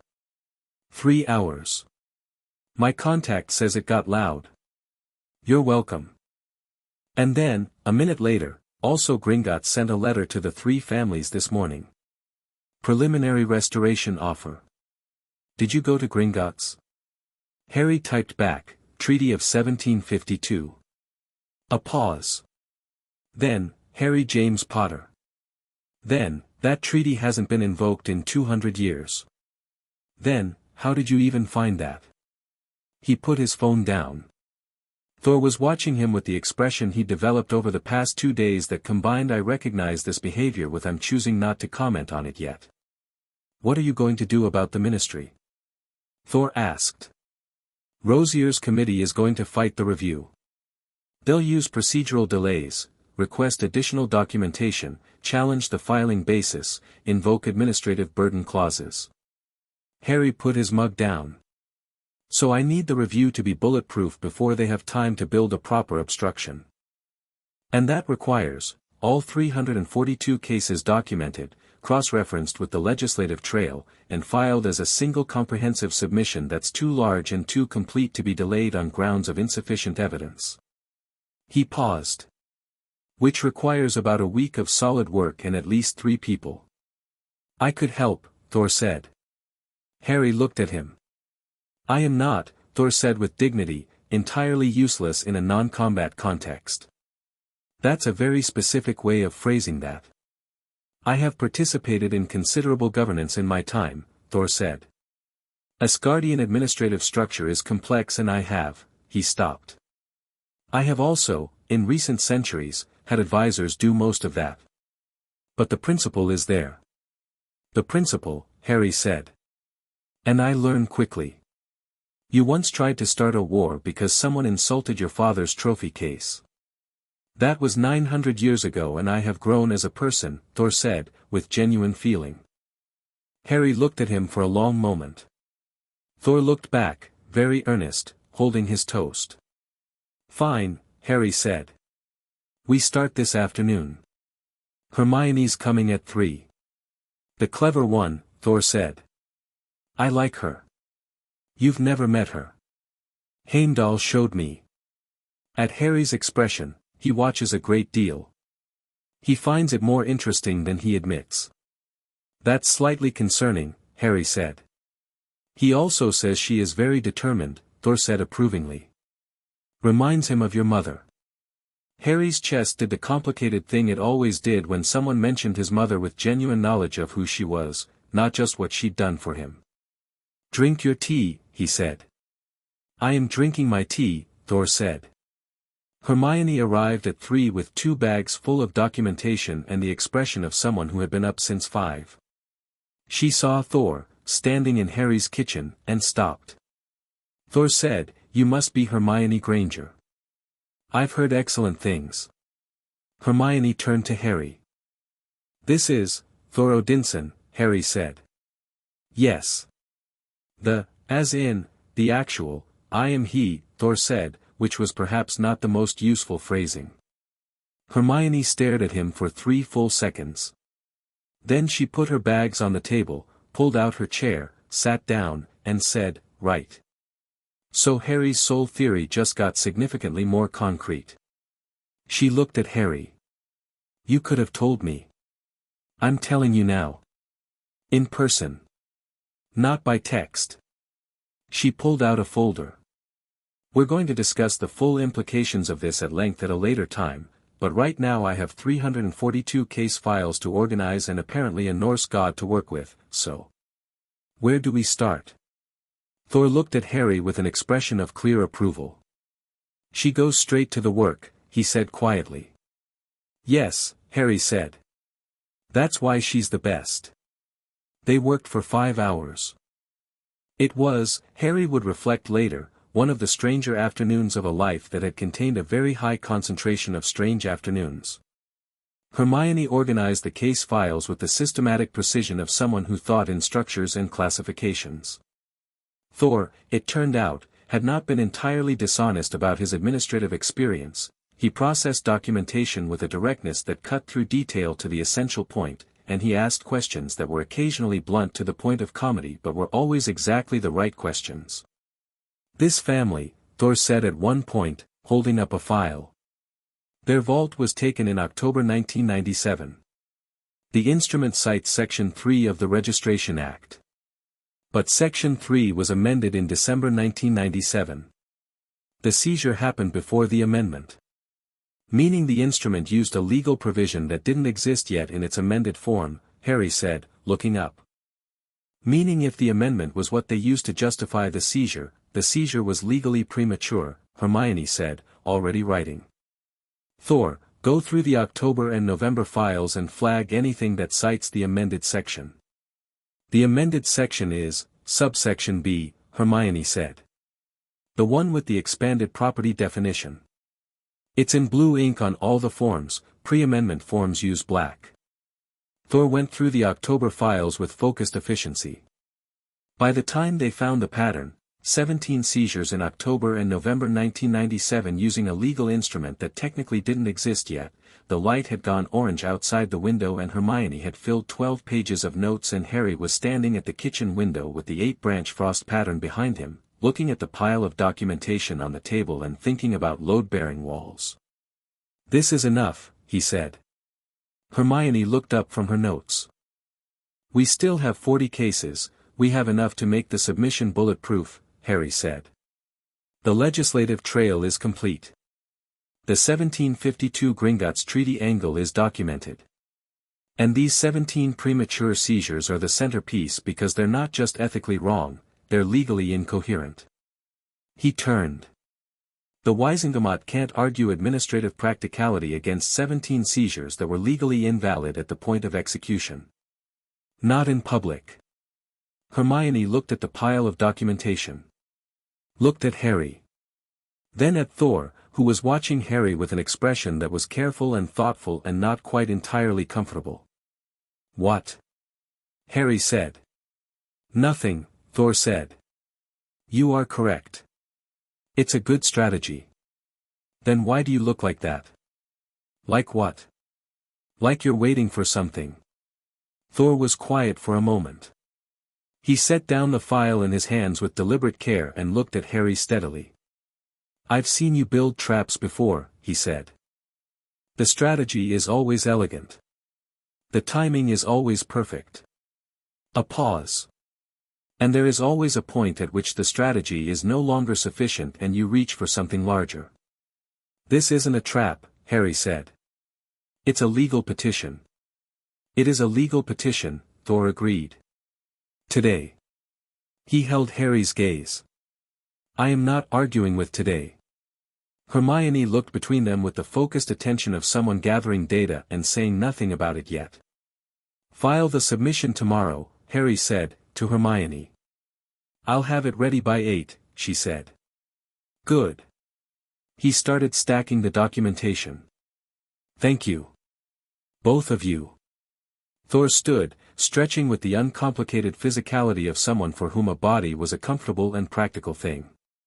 He picked up his files and organized them with crisp efficiency. Then he looked at Hermione and said, quite directly, how long have you known something was different about him? Hermione glanced at Harry. It's fine, Harry said. About 4 months, she said honestly. Maybe longer if I'm being truthful with myself. And does it concern you? Yes, she said. And no. He's still Harry. He's just, she considered the right word. More. Thor nodded slowly. More, he repeated, as though testing the weight of it. Yes. That's accurate. He picked up his stack of files and took them to the shelf where they'd organized the completed documentation, and his back was to them both, and his voice when it came out next was carefully measured. When Loki is more than he was before, it is frequently because he is planning something that he has decided is right and that he has not yet decided to tell anyone about. That's a very specific concern, Hermione said. It is a very specifically earned concern, Thor said. Based on extensive personal experience. I'm in the room, Harry said. I know, Thor said. That's why I'm saying it. The Wisengamot review session took place 3 weeks later in the same circular chamber, and it ran for 6 hours. Harry was not technically required to be present for the full session, his submission had been filed, and the procedural review was the Wisengamot's own process. But he sat in the public gallery for all 6 hours anyway, because he wanted to watch, and because the part of him that thought in systems needed to see how the machinery responded to pressure. The response was instructive. The first 2 hours were exactly what he'd predicted. Rosier's committee argued administrative burden, legislative intent, logistical complexity. The arguments were professionally made and contained almost no actual legal substance, which the chief warlock eventually pointed out with the mild frustration of a man who has run out of patience for performance. The third hour was when they found the premature seizures. Harry watched Aldrich Rosier's face when the ministry's own legal team, Kingsley had appointed new counsel for the review, presented the 17 October-November cases. He watched Rosier's polished ease shift and recalibrate and then settle into a flatness that was the political equivalent of an animal going very still. Rosier was not stupid. He understood in that moment that the trap was fully constructed and had been for some time, and that there was no procedural route out of it. Cornelius Bremner, less experienced at managing his face, went a shade of red that the medical profession would have wanted to monitor. By the 5th hour, the full review had been mandated, all 342 cases, with a 60-day completion timeline and an independent oversight committee that Kingsley had proposed and the chamber had accepted, partly because after the premature seizures argument the political cost of refusing was prohibitive. The 6th hour was administrative formalization. Harry sat through all of it. When the chamber adjourned and the members filed out, Rosier passed the public gallery on his way to the exit. He didn't look up. But he paused, just fractionally, at the point where the gallery was directly above the floor where Harry had stood 3 weeks ago, and the pause communicated something without words, an acknowledgement, cold and clean, of what had just happened. Harry acknowledged it back with the same silence. Then Rosier walked out, and his 2 colleagues with him, and Harry sat alone in the public gallery for a moment with the amber ceiling light of the chamber falling over him and the enormous quiet of the empty room. 342 families. Not finished, there was still the 60-day review, still the restoration process, still 100 smaller fights ahead. But the framework was in place, irreversibly, built from the Wisengamot's own architecture. He thought about what Thor had said. There is always a point at which the strategy is no longer sufficient and you reach for something larger. He thought about what that something larger currently looked like from the inside, not a plan exactly, more a shape, the way a building exists in your mind before the first stone is laid. The shape of it was not small. The shape of it was not a legal petition or a Gringotts Treaty challenge or a Wisengamot review. The shape of it was the whole thing. The entire system. The comfortable, elegant cruelty of it. The way it reproduced itself. The way the Wisengamot chamber was designed to make petitioners feel small. The way 342 families could have their lives taken piece by people who would face no personal consequences and retire to their comfortable houses with their old names and their old money and their perfectly calibrated sense that the world was as it should be. Harry sat in the empty chamber and let himself look at the shape honestly, the way you look at a thing when you stop pretending you don't see it. It wasn't enough to fix 342 cases. The system would produce 342 more. That was what systems did when their foundations remained intact. You need to fix the foundation, the something said. I know, Harry said softly. And the people protecting the foundation, I know, Harry said again. He sat for a moment longer. Then he stood up, straightened his jacket, and walked out of the Wisengamot chamber. He told Hermione 2 nights later. Not all of it, not the voice, not the full shape of what he was considering. But enough. Enough to be honest, which was new for him, and felt strange in the way that honesty felt strange when you'd been carrying something alone for long enough that putting it down required a deliberate act. They were at her kitchen table, Ron was at an evening Auror training session, the flat was quiet, and she'd made tea and they'd been through 2 hours of review preparation and then the work had run out and they'd sat with their mugs and the comfortable silence that 9 years of friendship had turned into its own kind of language. Rosier isn't going to stop, Harry said. He'll comply with the review because he has no legal choice. But the moment it's done he'll start rebuilding. Different mechanisms. The same result. Hermione wrapped her hands around her mug. I know. The Wisengamot's composition needs to change. The whole structure, the hereditary seats, the property qualifications for voting, the way the old families have structural majorities regardless of election outcomes. He paused. It needs to be dismantled and rebuilt. That's not a legal petition, Hermione said carefully. That's constitutional reform. Yes. Harry. That would take decades through ordinary channels. I know. A long pause. Outside, the London evening went about its business. What are you thinking? Hermione asked, very quietly. I'm thinking, Harry said, that ordinary channels are designed by the people who benefit from them, and reform through those channels produces the minimum amount of change necessary to preserve the people doing the reforming. He looked at his hands. I'm thinking there might be faster ways. Hermione looked at him across the table.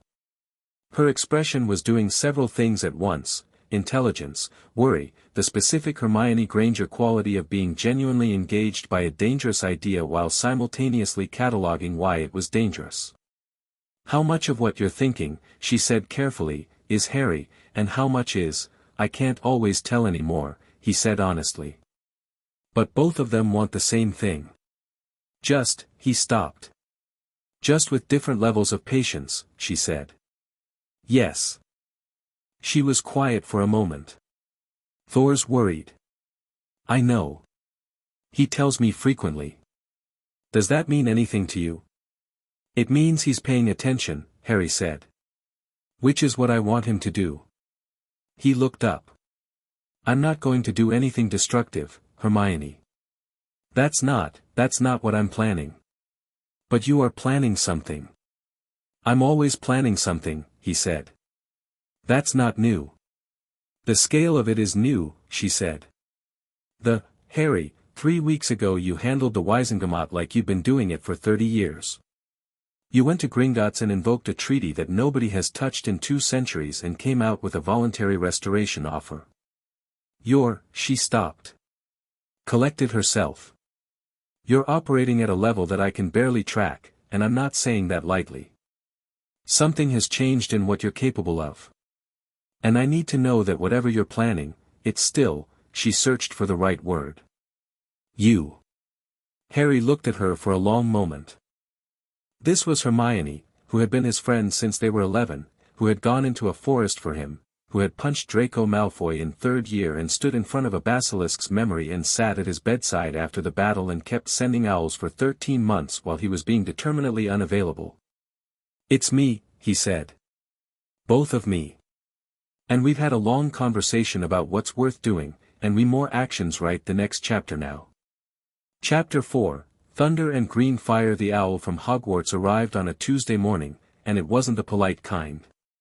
It was a large tawny bird with the energy of something dispatched in a hurry, and it dropped its letter on Harry's kitchen table with the emphasis of a thrown gauntlet, turned around, and left without waiting for a reply. The letter was from McGonagall, and it was short. Mr. Potter, I would appreciate the courtesy of your presence at Hogwarts at your earliest convenience. I have received several communications in the past week that collectively suggest you are engaged in activities of a scope and nature that the school has a significant interest in. I am not asking you to explain yourself. I am asking you to come and have tea, like a civilized person, before someone does something that cannot be undone. McGonagall. Harry read it twice. Then he read the postscript, which had been added in slightly different ink, suggesting it had been written after a pause. Also, the portrait of Dumbledore has been attempting to communicate with you through various channels and claims you have been deliberately ignoring him. Whether that is true and whether it matters I leave to your conscience. Come for tea. Harry put the letter down. Thor, who had been reading the newspaper, he'd developed a genuine fondness for the Times crossword, which he completed at a pace that suggested either impressive cultural assimilation or that Asgardian education covered more than Harry had assumed, looked up. Hogwarts, he said. You can't come. You keep saying that. And I keep being right about it. Harry folded the letter. It's a school. Full of children and a headmistress who is already dealing with more than she signed up for. If I walk in with, he gestured at Thor, broadly, that, the entire conversation changes before it starts. Thor considered this with the expression of someone who acknowledged the logic and didn't enjoy it. I'll stay in London. Thank you. But Harry. Thor set the newspaper down. His voice shifted into the register he used when he was being careful, not the blunt directness of ordinary conversation, but the deliberate weight of someone choosing words for their accuracy. Dumbledore's portrait. You should hear what it has to say. I know what it has to say, Harry said. You know what you expect it to say. That's different. Harry looked at him. He knew more than he told you, Thor said. That much seems clear from everything you've described. And a man who withholds significant truths from someone he is guiding, he stopped. I've known a few of those. So have I, Harry said. Which is perhaps why you've been avoiding the portrait. Harry was quiet for a moment. Which is perhaps why I've been avoiding the portrait, he agreed. He stood up, picked up his jacket. I'll be back tonight. I'll be here, Thor said, and picked up his crossword. 23 across. 8 letters. Ancient trickster, Sky's herald. Harry stopped at the door. Loki, he said. Thor looked at the crossword. Then at Harry. Then back at the crossword. He said. Hogwarts in November was its gothic, magnificent self, the kind of beautiful that required no assistance and knew it. The grounds were iron grey and frost-edged, the lake a dark mirror under a sky the colour of old pewter. Harry came by Flew to Hogsmeade and walked up through the main gates in the late morning, and the castle received him the way it always did, which was to say it felt like being recognized by something enormous and old that had decided long ago that he belonged here. That feeling was more complex now than it used to be. McGonagall met him in her office, Dumbledore's old office, still, because it was the headmistress's office and it was the same room, and the portrait of Albus Dumbledore hung in its customary position behind the desk and was, when Harry came through the door, conspicuously, theatrically pretending to be asleep. He's been doing that since I old you, McGonagall said, with the resignation of someone sharing an office with a passive-aggressive portrait. She poured tea with the precise movements of someone who had been making tea for difficult conversations for 40 years. Sit down, Harry. He sat. The office was the same collection of precise chaos it had always been, instruments that clicked and hummed, books organized by a system only McGonagall understood, the sorting hat on its shelf looking saggy and philosophical. On the wall, the previous headmasters and headmistresses dozed and murmured and occasionally leaned over to observe developments in neighboring portraits. The Wisingamot Review, McGonagall said, setting his cup in front of him. Gringotts' voluntary restoration offer. The story in the Prophet. She sat behind her desk and looked at him with the clear-eyed directness she had always used with him, that particular McGonagall quality of seeing you exactly as you were and finding that sufficient. These are significant developments. Yes, Harry said. They also represent a level of strategic sophistication that, she stopped herself. Chose different words. You've grown, Harry. Considerably. In a short time. I've had good examples, he said. Don't be modest. It doesn't suit you and it wastes both our time. She wrapped her hands around her own cup. There are people on the Wisingamot, and in the ministry, and in several positions of significant institutional influence, who are now paying attention to you in a way that is different from the attention that comes with being the boy who lived. She met his eyes. These people do not have your best interests in mind. I know. And your plan accounts for them. It wasn't quite a question. Yes, Harry said. McGonagall looked at him for a long moment. What is your plan, Harry? And Harry sat in the headmistress's office at Hogwarts with his tea and the clicking instruments and the dozing portraits, and he thought about what Thor had said, a man who withholds significant truths from someone he is guiding, and then he thought about McGonagall, who had given him detention and marked his essays and watched him nearly die more times than anyone should have to watch a student nearly die, and who was looking at him right now with nothing in her face but directness and genuine concern. He told her. More than he told Hermione. The full shape of it, the Wisingamot restructuring, the hereditary seats, the property qualifications, the foundational reform that the ordinary channels couldn't deliver in any timeframe that meant anything to the families who were suffering right now. And beneath that, the deeper shape, the part of him that saw the whole architecture of wizarding society, its gatekeeping, its magical creature oppression, its enshrined class structure, its contempt for Muggleborns dressed up as tradition, and felt not just the moral urgency of changing it but the specific, ancient clarity of knowing how. McGonagall listened without interrupting. When he finished, the office was quiet. That, she said finally, is not a legal petition. No, Harry agreed. Some of what you're describing is essentially a restructuring of wizarding governance at a foundational level. Yes. In a very compressed time frame. Yes. She was quiet again. She turned her teacup in her saucer with one careful rotation. How much of this, she said, very precisely, is Harry Potter's plan? All of it, he said. And also something older. She said it without surprise. He looked at her. You're not shocked. I have known for some time that you were not entirely usual, she said, with a dryness that was specifically McGonagall. Even by the standards of this school, which has produced an unusual number of unusual people. She paused. When you walked through that door today, the instruments in this room responded to you differently than they have before. 3 of them adjusted their readings unprompted. She gestured to a cluster of delicate silver devices on the shelf to her left. These instruments measure ambient magical signature. They were calibrated for this office's usual occupants. They have never, in 40 years of my using this room, adjusted themselves for a visitor. Harry looked at the instruments. They were clicking softly, measuring something. I didn't do that, he said. No, McGonagall said. I don't think you did. I think it simply happened, because you are in the room. She looked at him steadily. Harry. Are you well?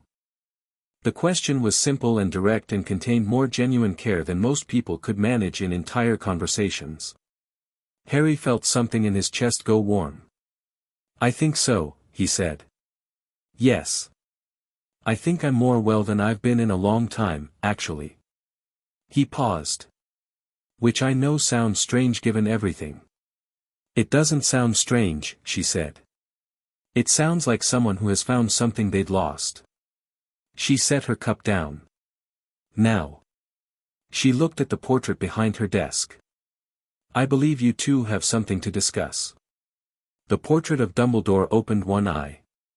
Then the other. Then he sat up in his painted chair with the slightly sheepish energy of someone who has been pretending to sleep and has been called on it.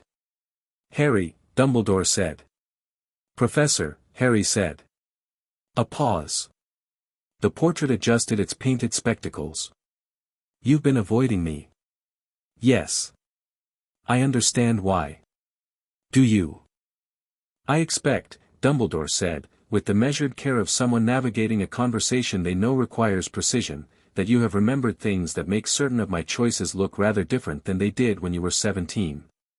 Yes, Harry said again. His voice was even. That would be accurate. And you're angry. I was, Harry said. I'm past it. Mostly. He tilted his head. I want to understand it. Dumbledore looked at him for a long moment, the blue eyes and the painted face, still bright, still doing the thing they'd always done where they seemed to look past what you were saying to what you meant. I knew, Dumbledore said quietly, from very early on, that you were not a typical case. The magical signature at Godric's Hollow, when Voldemort's curse rebounded. It carried traces that should not have been present in an infant. Ancient traces. The kind of resonance that suggests a soul of very long experience. Harry said nothing. Just watched. I consulted with several sources, Dumbledore continued. None of them were certain. But the most likely interpretation was that the soul inhabiting your body was older than the body itself. Significantly older. He paused. I made a decision, Harry. I made the decision that what mattered was the child in front of me, not the ancient soul that might be sharing his body. That Harry Potter deserved to be Harry Potter, to grow up as himself, to choose his own path, without the weight of a previous identity determining his fate before he'd had the chance to discover his own. That decision, Harry said, included not telling me. Yes. Even when it might have helped me understand what was happening to me. Yes. Dumbledore's voice was very still. That was, I have reviewed that decision many times, from this limited vantage point. I am not certain it was correct. I am certain it was made with the intention of protecting you. I know, Harry said. I know you meant to protect me. He looked at the portrait directly. That's the part I'm not angry about anymore. What I needed you to understand, what I needed to tell you, is that the protection was also a cage. Deciding what I should and shouldn't know about my own nature to manage my behavior, even with good intentions, is still deciding someone else's life for them. The office was very quiet. McGonagall, behind her desk, was looking at the middle distance with the expression of someone deliberately not interjecting. Dumbledore looked at Harry for a long time. The painted face was still, and in its stillness something moved, not guilt exactly, but something adjacent to it, the emotion of a man who had lived long enough to know the cost of his certainty. "You are right," Dumbledore said. "I am sorry." Harry received this. It sat cleanly. "Thank you," he said. "What are you going to do?" Dumbledore asked. "Change things," Harry said. "Properly. The Wizengamot is a start." Dumbledore was quiet. "The nature of the soul sharing your body," he said carefully, "suggests a capacity for change that is very large and very fast. The wizarding world is not built for fast change, Harry. It is fragile, in that way. The pieces hold together because everyone agrees to pretend they do." "I know," Harry said. "I'm not planning to break it. I'm planning to rebuild the parts that need it. There's a difference." "Is there always?" Dumbledore said softly. "Between rebuilding and breaking?" "Yes," Harry said. "The intention matters. The care matters." He stood up. "I'm going to be very careful." The portrait looked at him with the blue eyes and the measuring silence. "I believe you," Dumbledore said finally. "I hope careful is enough." Harry nodded once. "So do I," he said honestly. He thanked McGonagall for the tea. She walked him to the office door and said, very quietly, as he was leaving, "I am proud of you, Harry. I want that on record." He stopped. Turned. Her face was its usual precise, controlled self. But her eyes were doing something they very rarely did in front of students. "Thank you," he said, and meant it in a way that went through several layers. He was on the path back to Hogsmeade when Neville Longbottom appeared around a bend in the trail, slightly out of breath, wearing his herbology professor's robes with a smear of soil on one cuff, and looking like someone who had been watching the path from a greenhouse window and had made a rapid decision. "I saw you from the greenhouse," Neville said. I wanted to talk to you. Before you left." "Neville." Harry was genuinely pleased to see him. Neville had that effect on people, the particular warmth of someone who had become entirely himself and radiated the ease of it. "Walk with me." They walked. The castle rose behind them and the ground spread out on either side, grey and cold and extraordinary. "The Prophet Peace," Neville said. "The Wizengamot Review. The Gringotts thing." He glanced at Harry sideways. "You've been busy." "A bit." "It's good, Harry. What you're doing. The families, it's really good." He paused. "I heard that Rosier walked out of the review session without speaking to anyone for 2 hours. I imagine he was thinking very hard." "I imagine," Neville said, with a satisfaction that was un-Neville-like in its sharpness, and then grinned, and was completely Neville again. He was quiet for a moment, walking. "There's something else, isn't there? Beyond the petition." "Why do you say that?" "Because I know you," Neville said simply. "And because the petition is brilliant but it's a beginning, and you've got the look of someone who can see the whole game board." Harry glanced at him. "What look is that?" "The one you got before you did something that we weren't going to be able to stop even if we wanted to." Neville's voice was steady and direct. He'd always had that, even at 11, even when his hands were shaking. The directness was the constant. "I'm not going to ask you what you're planning. But I want you to know that I'm here. And that if there's a point where you need someone to just be here, I am." He paused. "No questions. No judgment. Just here." Harry looked at him. Neville looked back, and his face was open and completely without performance, just genuine, rooted loyalty, the kind that hadn't needed to be asked for or earned through anything extra, the kind that was simply there because that was who Neville Longbottom was. "Thank you," Harry said. "I mean that." "I know," Neville said. "That's why I said it." They walked to the gates in companionable silence. When Harry left, Neville raised a hand. Harry raised one back. The castle watched them both from its height with the patient attention of something that had seen a great many important conversations on that path and quietly considered this one among them. He was almost at Hogsmeade when the magic hit him. Not a spell, nobody had cast anything. It came from inside, the way the furniture had moved in the kitchen, the way the frost pattern had appeared on the window. But this was larger by several orders of magnitude. He stopped on the path. It felt like something in him had been held at pressure for a long time, building slowly, and had found a crack. Not an explosion. A release, controlled and deliberate, like a valve opened at exactly the right moment. His hands lit up, green gold, the color of deep forest and old magic and something that had no name in English, and the air around him shivered with a cold that wasn't temperature.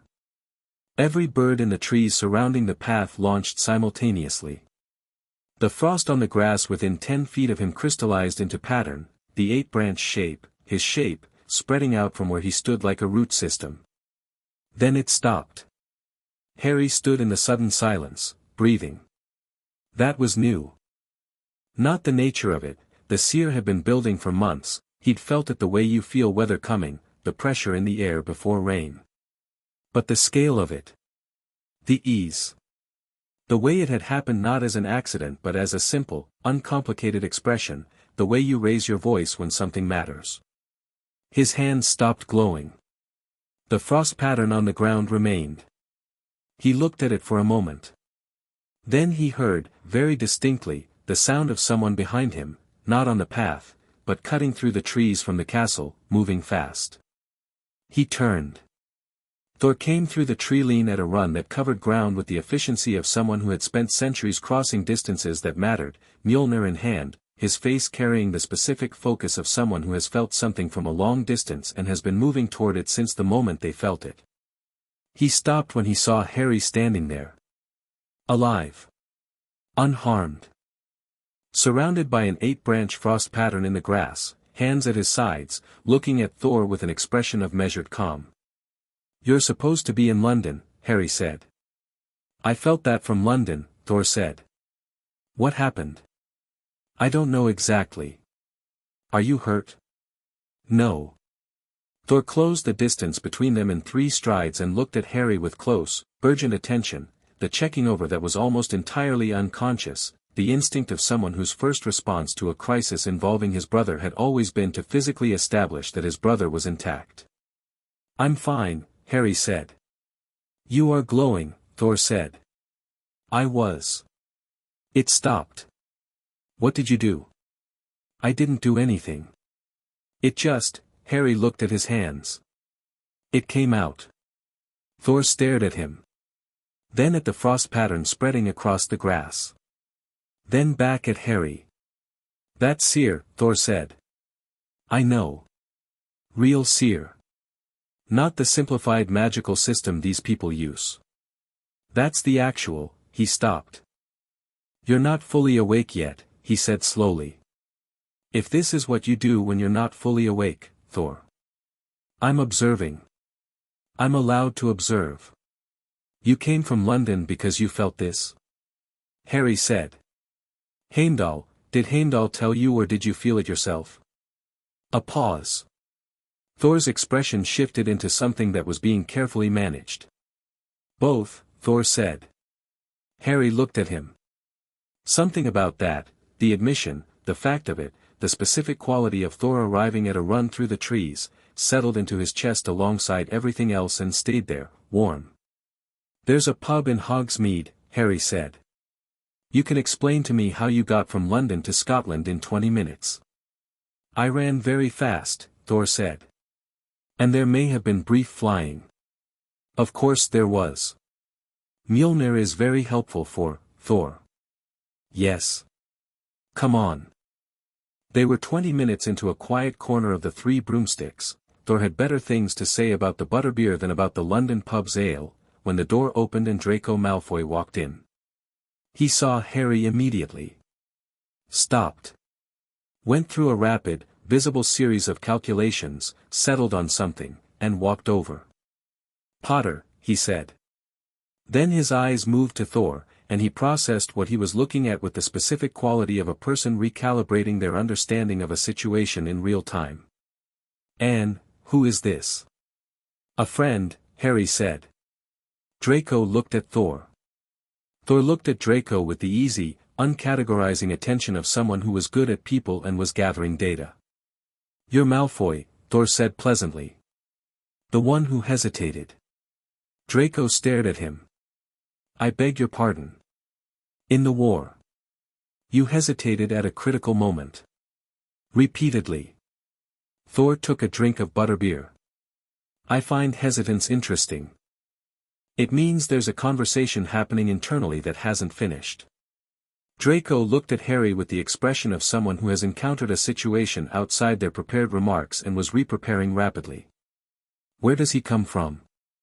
"Far away," Harry said. "What do you want, Draco?" Draco pulled out the chair across from Harry without being invited, a Malfoy thing, the assumption of welcome, except that in Draco's current version it had a sharp, deliberate quality, like he'd decided to claim the space rather than being given it. "I read the petition," he said. "The Wizengamot Review.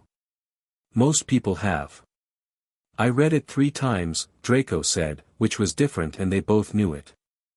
The 1823 Charter Provision. The Premature Seizures Framework. The way you constructed the submission so that blocking it was more costly than complying." He paused. "That's not Harry Potter's approach. You'd know my approach so well." "We went to school together for 6 years, Draco said flatly. "I know your approach. Brave, direct, occasionally clever, fundamentally powered by moral outrage. That submission was none of those things. That submission was, it was surgical. It was built with the specific intention of making the opposition defeat themselves." His eyes were very sharp.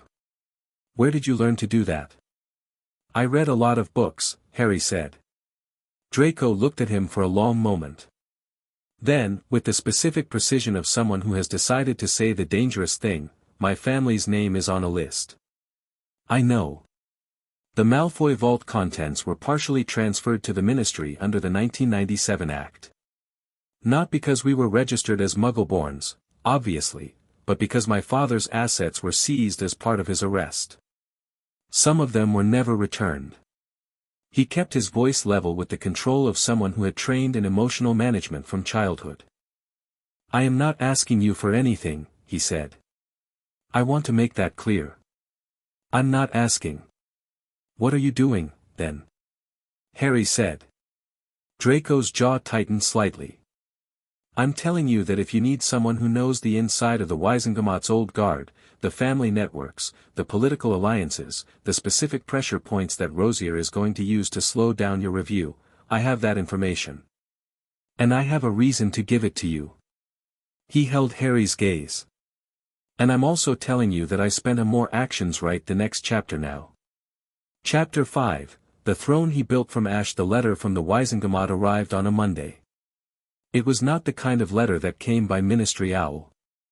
It came by a delegation, 3 wizards in formal robes who appeared at Harry's flat door at 8 in the morning with the slightly uncomfortable energy of people who had drawn the short straw on an assignment nobody wanted.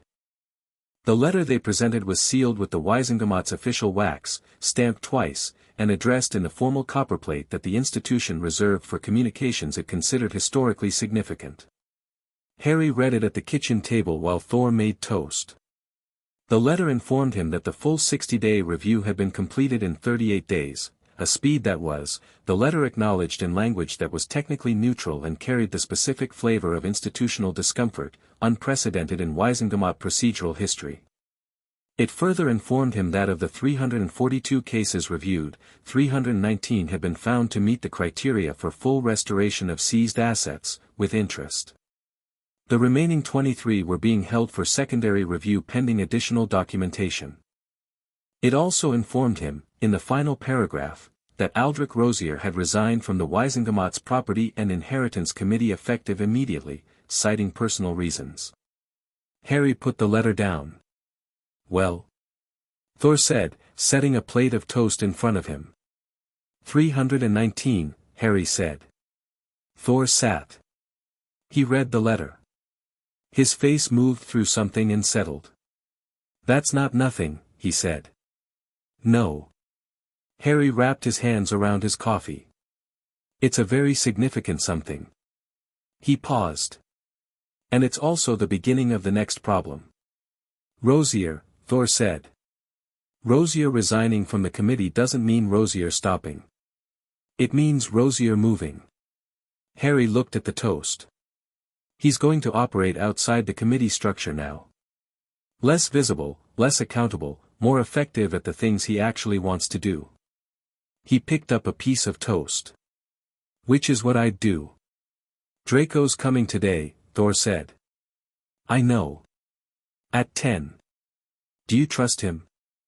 Harry thought about this honestly. I trust that he means what he says. I trust his information on the family networks.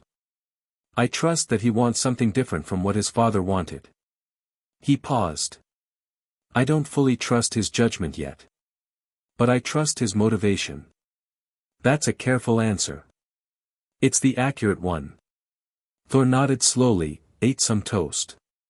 Outside, London was doing its November thing, grey, purposeful, completely indifferent to the conversation happening in the flat above Mrs. Okonkwo's.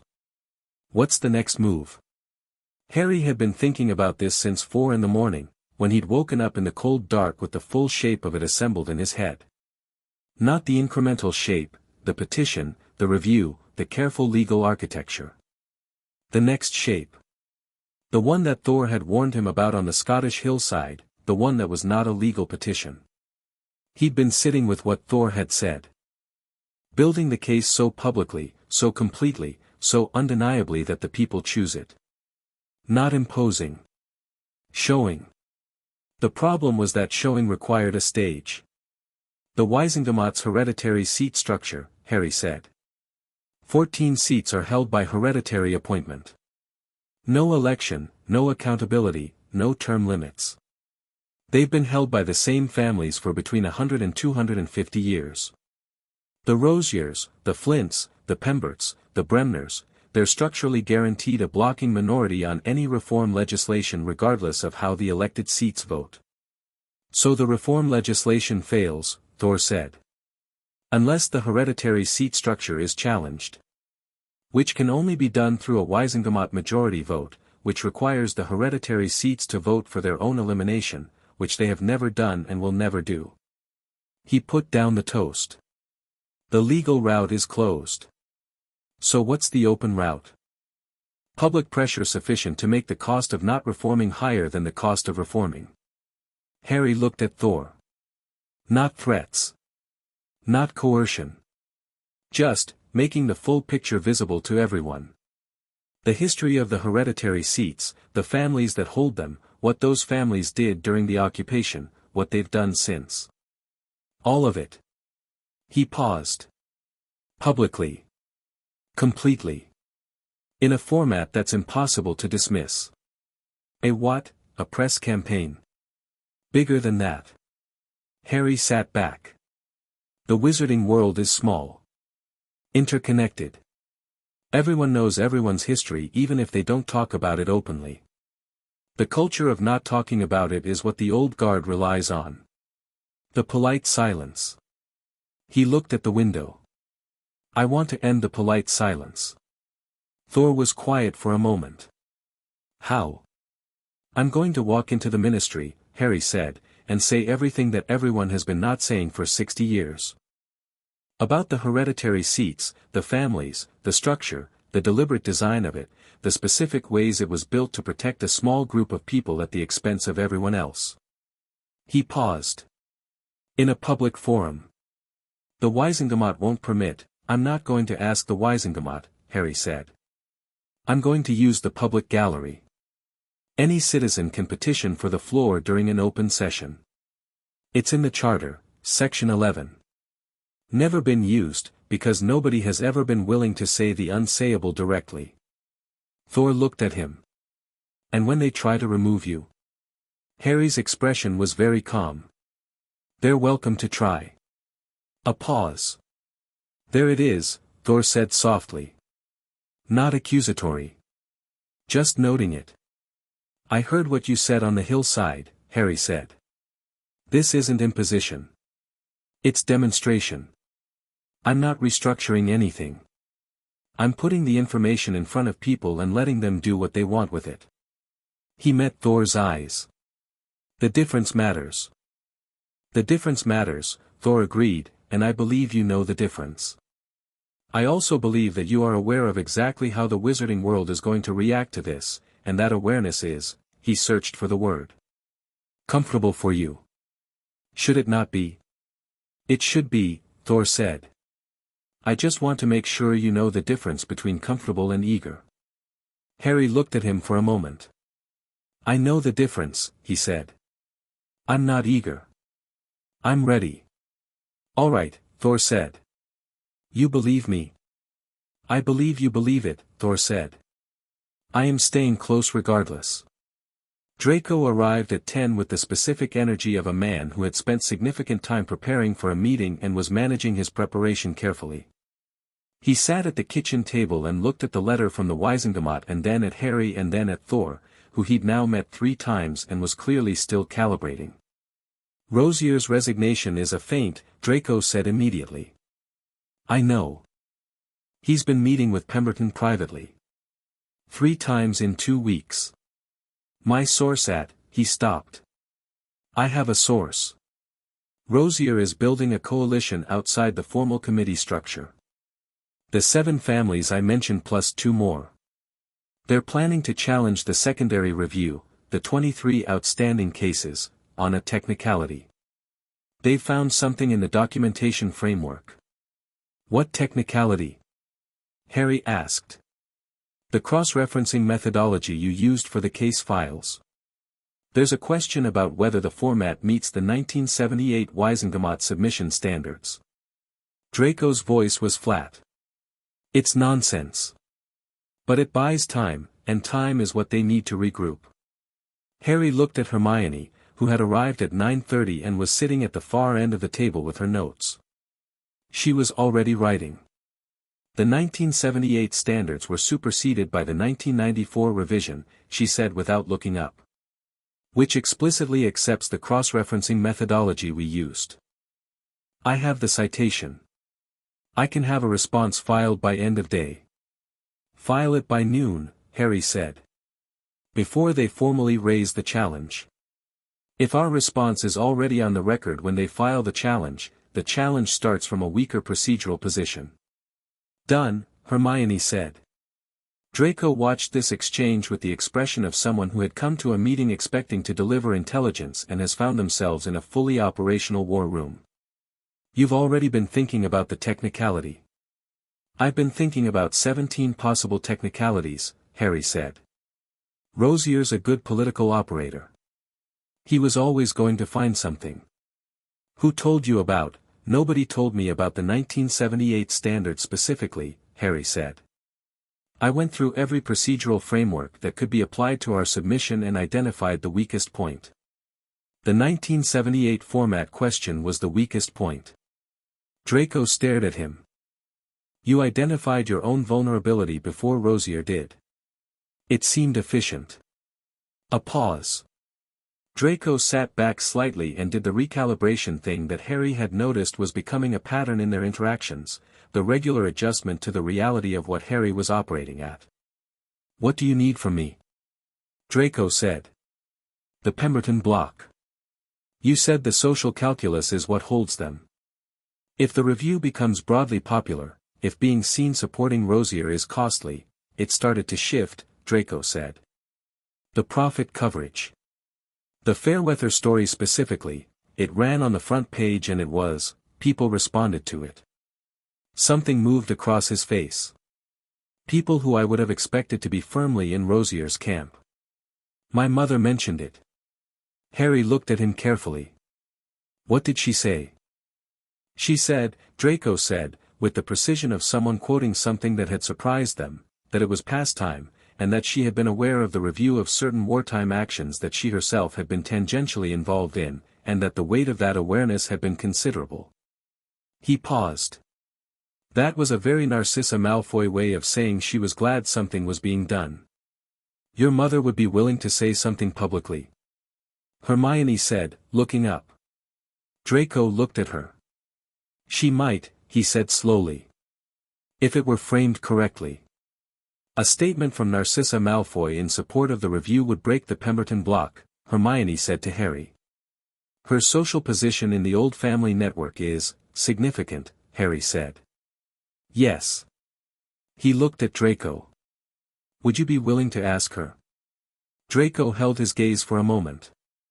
I'll talk to her, he said. I'm not promising anything. I know. And Potter. He waited until Harry was looking at him directly.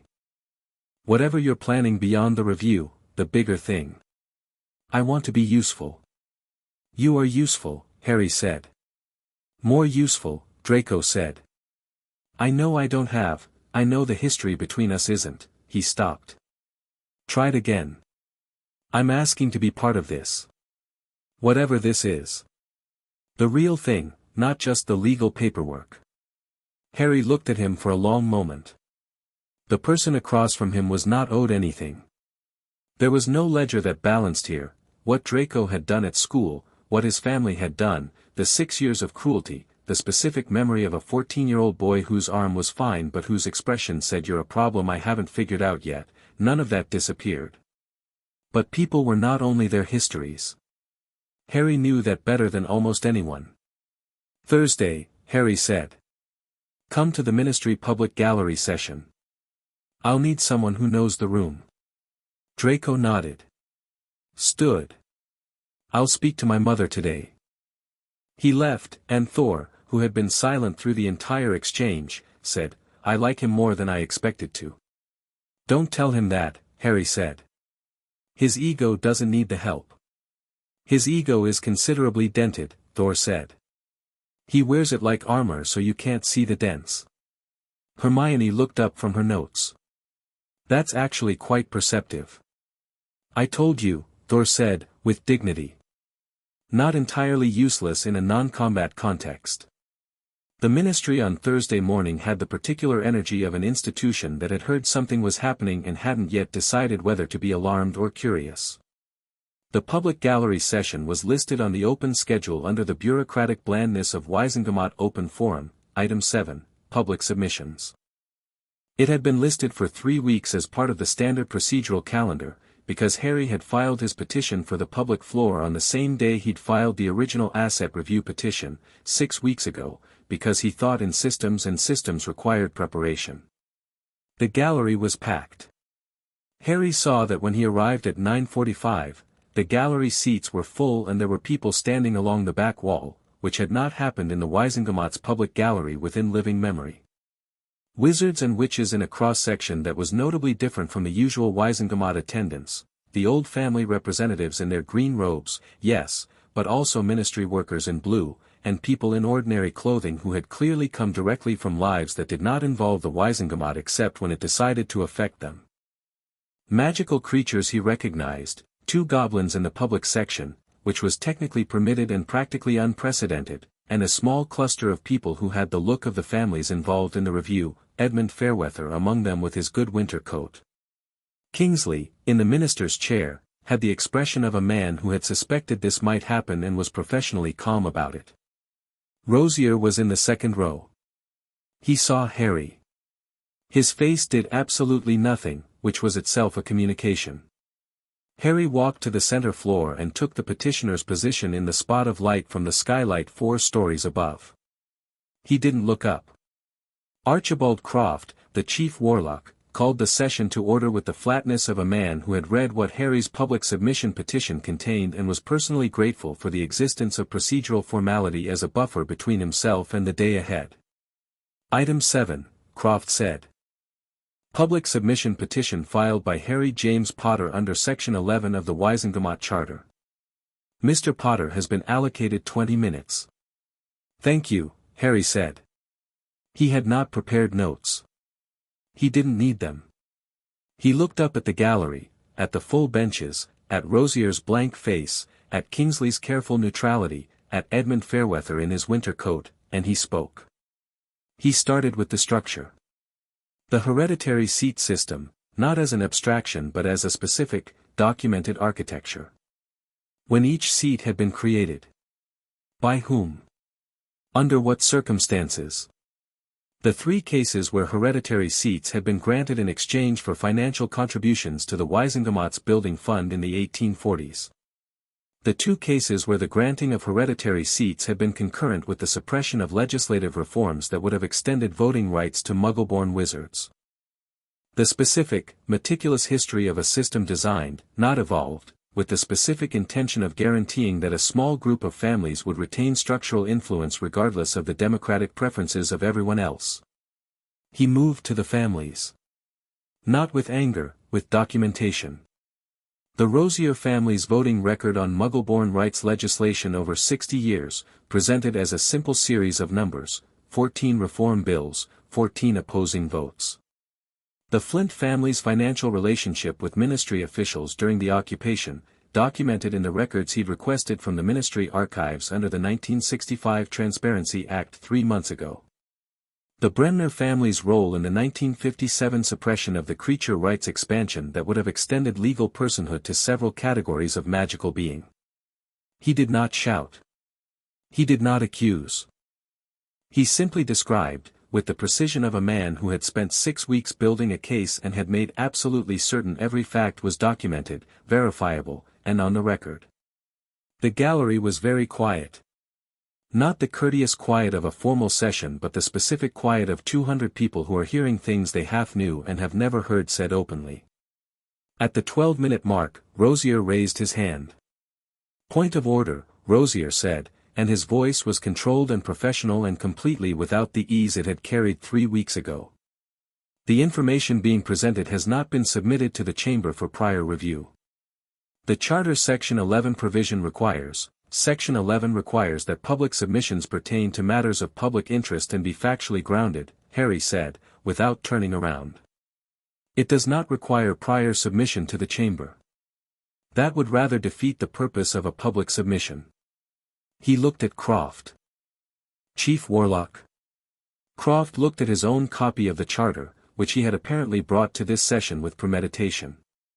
Mr. Potter is correct, he said, with the mild tone of a man who had made peace with this outcome during his morning tea. Continue. Rosier sat back. His face was still blank, but something in his posture had changed, the specific change of a man who has tried his best available move and found it deflected. Harry continued. The final 8 minutes were the part that the rest of the session existed to build toward. He stopped describing the past and started describing the present, specifically, the 23 outstanding cases in the secondary review, the procedural challenge that had been filed the previous Tuesday citing the 1978 documentation standards, and the response that Hermione had filed 12 minutes before the challenge, citing the 1994 revision. He put the specific wording of the challenge and the response on the record. Both of them, side by side. The gallery understood, because the gallery had been following every word with the attention of people who had been waiting for a long time to be told the complete picture, what the challenge meant. Not a genuine procedural concern. An attempt to delay. Documented, on the record, in front of 200 witnesses. The 23 outstanding families, Harry said, have been waiting for their property to be returned for 2 years. In several cases, the property in question includes ancestral documents, family heirlooms, and in one case, the Osei family, all surviving photographs of a family member who died during the occupation. He paused. The procedural challenge filed last week, if successful, would delay the secondary review by a minimum of 4 months. I wanted the Wisengamot and the public gallery to be fully aware of what a 4-month delay, in that specific case, would mean. He stopped. The room was silent. Thank you, Harry said. That concludes my submission. He walked back to the public gallery. The silence held for about 4 seconds after he sat down. Then it broke, not explosively but continuously, the specific sound of 200 people beginning to process something at once, the low buzz of a room shifting on its foundations. Hermione, 2 seats to his left, leaned over and said very quietly, "The Osei family photograph detail." "Real," Harry said. "I checked. I know it's real. I'm saying, the way you used it. That was precise. Is that a concern?" She thought about it honestly. "No," she said.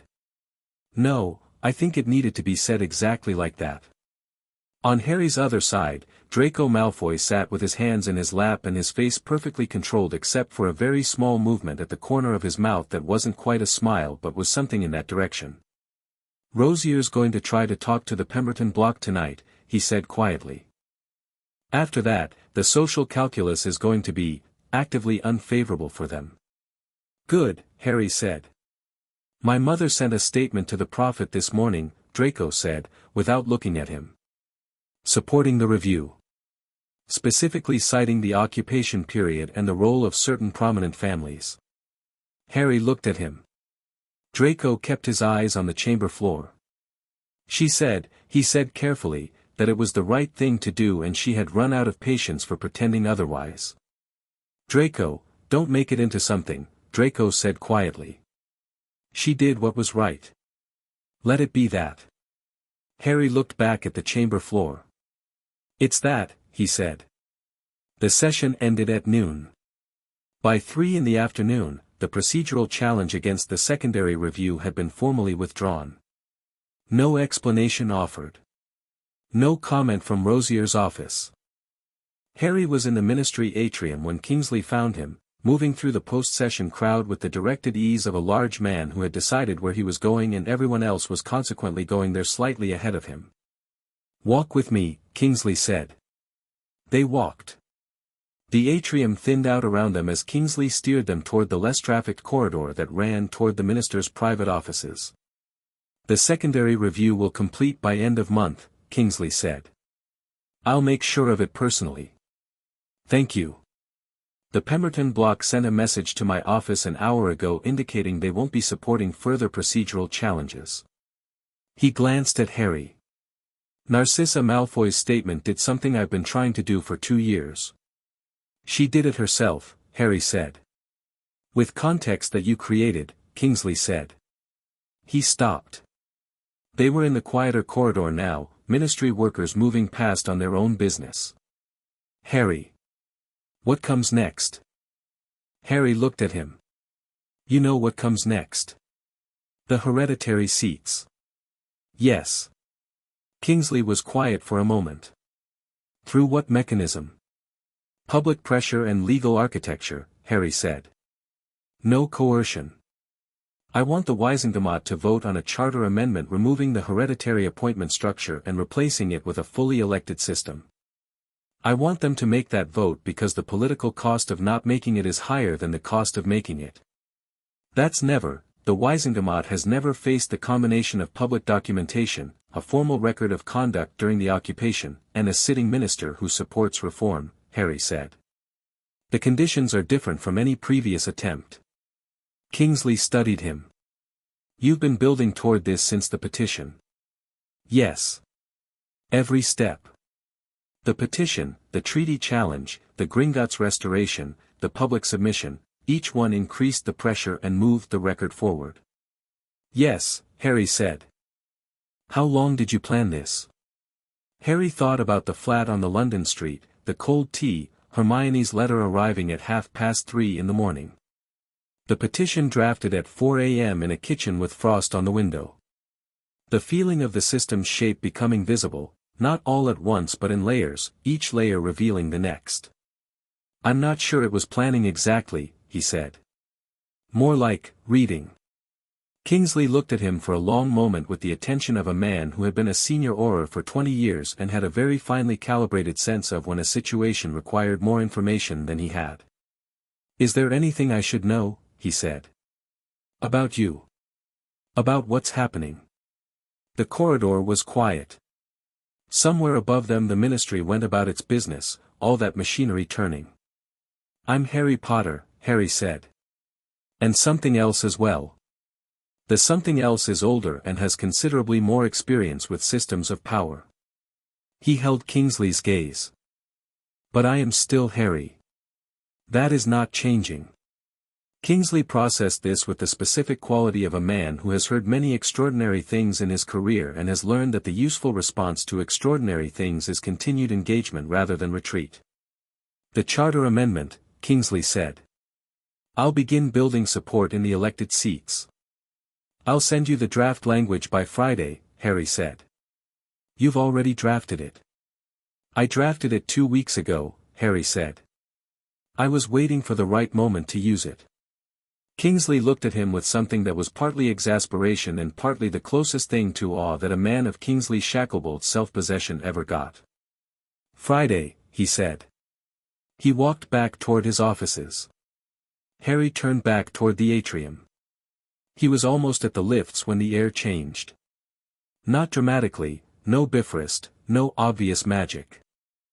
Just a subtle wrongness, the way a room feels when someone has moved something that's been in the same place for years and the space doesn't know yet what to do with the absence. Harry stopped at the lift doors and felt it, a prickling at the back of his neck, a cold that wasn't temperature. He turned around slowly. Aldrich Rosier was standing in the corridor 10 feet away. Not with his committee. Not in a formal context. Just standing, in his green robes, with the polished silver hair and the 60 years of authority, and looking at Harry with an expression that had, finally, set aside all its professional management and was something rawer underneath. Not anger. Rosier was too experienced for anger to show on his face unguarded. But there was something in his eyes, an assessment, deep and cold and very old, the eyes of a man who had watched his family's influence erode incrementally over the past 2 months and had traced each step back to the same source. Mr. Potter, Rosier said. Mr. Rosier, Harry said. A pause. You are very good at this, Rosier said. Better than I expected. Better than anyone expected. He tilted his head slightly. How old are you? 19. You move like you're not, Rosier said. You think like you're not. In the chamber today, the sequencing, the documentation framework, the way you use the Osei family detail at exactly the right moment. His voice was not warm. But it was honest. Someone taught you. Someone very experienced. I've had good teachers, Harry said. Who? Several, Harry said. Over a long time. Rosier held his gaze. I am going to ask you something directly, he said. And I would like a direct answer. I'll consider it, Harry said. Are you interested in power? Rosier said. Personal power. Not reform, not justice, not the improvement of the system. The actual experience of having influence over how things work. Harry looked at him. The honest answer was complex. The part of him that was Harry, that had grown up in a cupboard under stairs and spent 16 years wanting nothing more than to be ordinary and left alone, genuinely did not want power. The part of him that was older and wiser about systems understood that power was only interesting insofar as it was the tool you needed to do the things that mattered. But underneath both of those things was a third answer that was more honest than either and had to do with the specific satisfaction he'd felt walking out of the Gringotts meeting with Ragnarok, the feeling when the Weisengamot procedural challenge was withdrawn, the cool pleasure of watching a trap close that he'd built from the opposition's own materials. He didn't give Rosier any of that. I'm interested in outcomes, Harry said. For 342 families and everyone who comes after them. Rosier looked at him for a long moment. That is a very careful answer, Rosier said. It is also, he said slowly, not quite false.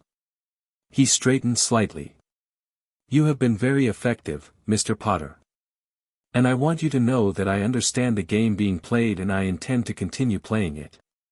The professional ease was back, not as complete as before, the dents showing through, but present. This is not finished. I know, Harry said. Rosier walked away. Harry watched him go. Then he turned and got into the lift, and rode up to the atrium, and thought about what Rosier had asked him, and what he hadn't said in answer. The week that followed was fast. Narcissa Malfoy's statement broke the Pemberton block, as Draco had predicted. Within 4 days, 3 of the 7 families had quietly distanced themselves from Rosier's coalition. Within 6 days, Kingsley had secured 11 of the 14 elected Wisengamot seats on the charter amendment question. Within 7 days, Harry's draft language for the amendment was in formal circulation. The draft proposed 3 things. First, elimination of the hereditary appointment structure for Wisengamot seats, replaced by fully elected positions on 5-year terms. Second, removal of property qualifications for voting eligibility, replaced by a simple residency requirement. Third, creation of a standing oversight committee with representation from magical creature communities, goblins, house elves in a voluntary advisory capacity, centaur liaison, for legislation affecting those communities. The wizarding press went entirely sideways. The Daily Prophet ran it on the front page for 3 consecutive days. The Quibbler, now run by Luna Lovegood with the specific editorial vision of someone who had survived a war by refusing to be reasonable about what was possible, ran an editorial that was 3 pages long and contained the sentence, "The thing about walls built to keep people out is that they also keep the people inside from seeing anything," which became the most reprinted sentence of the month.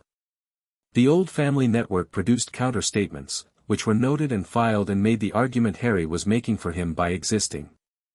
The Wisengamot scheduled the charter amendment vote for the 2nd week of December. Rosier filed a formal procedural challenge against the amendment draft on its 4th day of circulation. The challenge cited 12 separate technical objections. Harry and Hermione had responses to all 12 on the record within 48 hours. Draco, working with a focused energy that suggested he had found something that organized him, tracked the private communications within the Old Family Network and forwarded intelligence to Harry every morning in clipped, precise summaries that demonstrated a talent for information analysis he'd clearly never previously had occasion to use. Thor was everywhere, which was not what Harry had anticipated.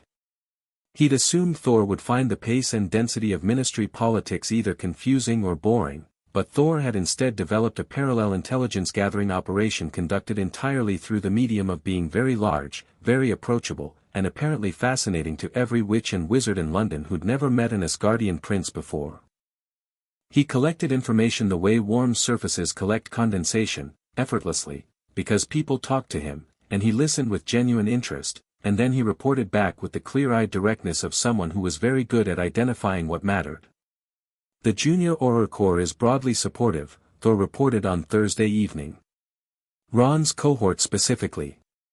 He's been talking about the review in terms that are, Thor checked his notes, which were in a system that appeared to involve a mix of English and what Harry suspected were Asgardian administrative conventions, described as, pretty fired up, by multiple sources. Ron has always had better political instincts than he credits himself for, Hermione said from the other end of the table. He also wants his 12 galleons, Thor said. The Quidditch bet, Harry remembered. Tell him I'll pay up Friday. He says if you become the de facto architect of a new wizarding governance structure he's charging interest, Thor said. That is extremely Ron, Hermione said. They worked until 11. When Hermione left and Thor went to bed, Harry sat alone at the kitchen table with the kitchen light low and the London dark outside the window, and he looked at the draft charter amendment text, and he thought. He thought about Rosier in the corridor, "You move like you're not 19, and about the something that lived behind his eyes and had been awake for months now, more awake every day, and the way the wizarding world was beginning to look from this height, this clarity, this specific vision that was not just Harry Potter looking at a broken system but something older and more architectural looking at a broken system and having extremely specific opinions about load-bearing walls." He thought about Thor's question on the hillside, the difference between comfortable and eager. He thought about the charter amendment and the vote and what came after, not just in the next month but in the next year, the next decade, the shape of what the wizarding world could be when the structures that had protected the comfortable few at the expense of the many were replaced with something that actually worked. The shape of it was very beautiful. And also very large. And he could see it completely, the whole architecture, every element in its right place, and the part of him that thought in systems and leverage and foundations was singing with it. He sat very still. This, the voice said, from wherever it lived, warm and ancient and familiar. This is the feeling. Do you recognize it? He did. He recognized it from the dreams, from the fragments of memory that came in sleep and in quiet moments, the feeling of a mind fully engaged with a project that was worthy of it.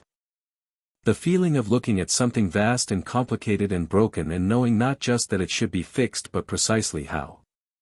He also recognized, because he was both Harry and not only Harry and had been learning to hold both with increasing clarity, what Thor had been warning him about. Because the feeling was very good. And the feeling did not, in itself, contain a natural stopping point. He looked at his hands on the table. Is this what it felt like before? He thought, not to the voice but to himself. Before the Bifrost. Before the Tesseract. Was it always this clear, this right, this beautiful in the planning stage, and did the planning stage ever tell you when it was enough? The kitchen was very quiet. His phone buzzed. Thor, from the living room, a text, "You're still awake. Go to sleep." Harry looked at the message. Thought about how Thor had felt him from London on a Scottish hillside. Thought about 300 years of a person who always knew where you were. He typed back, "Working. Thor, I know. Stop. Harry, 5 minutes. Thor, that's what you said 40 minutes ago." Harry sat with this for a moment. Then he closed the amendment folder. Put the phone face down. Looked at the frost pattern on the window, the 8 branches, still there, permanent now, a fact of the glass. "Enough for tonight," he said softly, to the room, to the voice, to the ancient part of himself that could see the whole board and wanted very much to keep playing. The voice was quiet. The something behind his eyes held its warmth. The board would still be there tomorrow. That was the thing about boards, they waited. He went to bed. Neville showed up on Saturday morning without warning. Not at the flat, at the ministry. Harry was in the public corridor outside the Wisengamot administrative offices when Neville came around the corner in his herbology robe still, clearly having come straight from Hogwarts, with the expression of someone who had been thinking about something all week and had decided to come and say it in person. "I read the amendment draft," Neville said. "I know. I sent it to you. The third provision. The Magical Creature Oversight Committee. Yes. The Centaur Liaison specifically." Neville stopped in front of him. "Forenza is still teaching at Hogwarts. He told me about the draft." He said. Neville stopped. His jaw was working with the specific movement of someone managing a significant emotion through deliberate calm. He said it was the first time in his knowledge that a wizarding legislative document had treated the Centaur community as having something worth consulting rather than tolerating. Harry was quiet. "He cried," Neville said. "Forenza. I've never," he told me in his calm Centaur way and then went completely silent and I realized he stopped again. "I just wanted to tell you that. In person." Harry stood in the ministry corridor and looked at Neville Longbottom, who had stood in front of Voldemort with a broken wand and then with a sword, who had run a resistance from inside Hogwarts for a year, who grew things and fed people and taught children and showed up to say the important things in person when it mattered. "Thank you," Harry said. "For telling me." "The vote's next week," Neville said. "You're going to win." "I think so." "I know so," Neville said, with the rooted certainty of someone who had learned to distinguish between hope and knowledge through extensive practical experience. "And when you do," he paused. "What comes after the vote, Harry?" "More of this," Harry said. "The amendment is a beginning. The structural reform creates the conditions for everything else, creature rights, Muggle-born protections properly enshrined, the international magical community. I know, Neville said. I read the full position paper. You read, Hermione sent it to me, Neville said. She sent it to about 40 people. He looked at Harry steadily. It's comprehensive. It's brilliant. It's also, he held Harry's gaze. It's a lot, Harry. It's a very significant amount of change in a very short time. The system has been wrong for a very long time, Harry said. Yes, Neville said. I agree. I agree with all of it. He paused. I just want to make sure, I want to look you in the face and ask you, are you okay? Not is the plan okay? Not is the strategy right? Just, are you okay? Harry looked at Neville. At the open, honest face. At the person who had shown up because someone had to, because that was simply what Neville did. I'm okay, Harry said. I'm genuinely okay. More okay than I've been in, he thought about it. More okay than maybe ever. Even with the other thing. The Loki thing. That's okay too. That's becoming clearer all the time, Harry said. Which helps. Neville nodded. Trusted this, because Neville trusted people when they were being straight with him and Harry was being straight with him. Good, Neville said.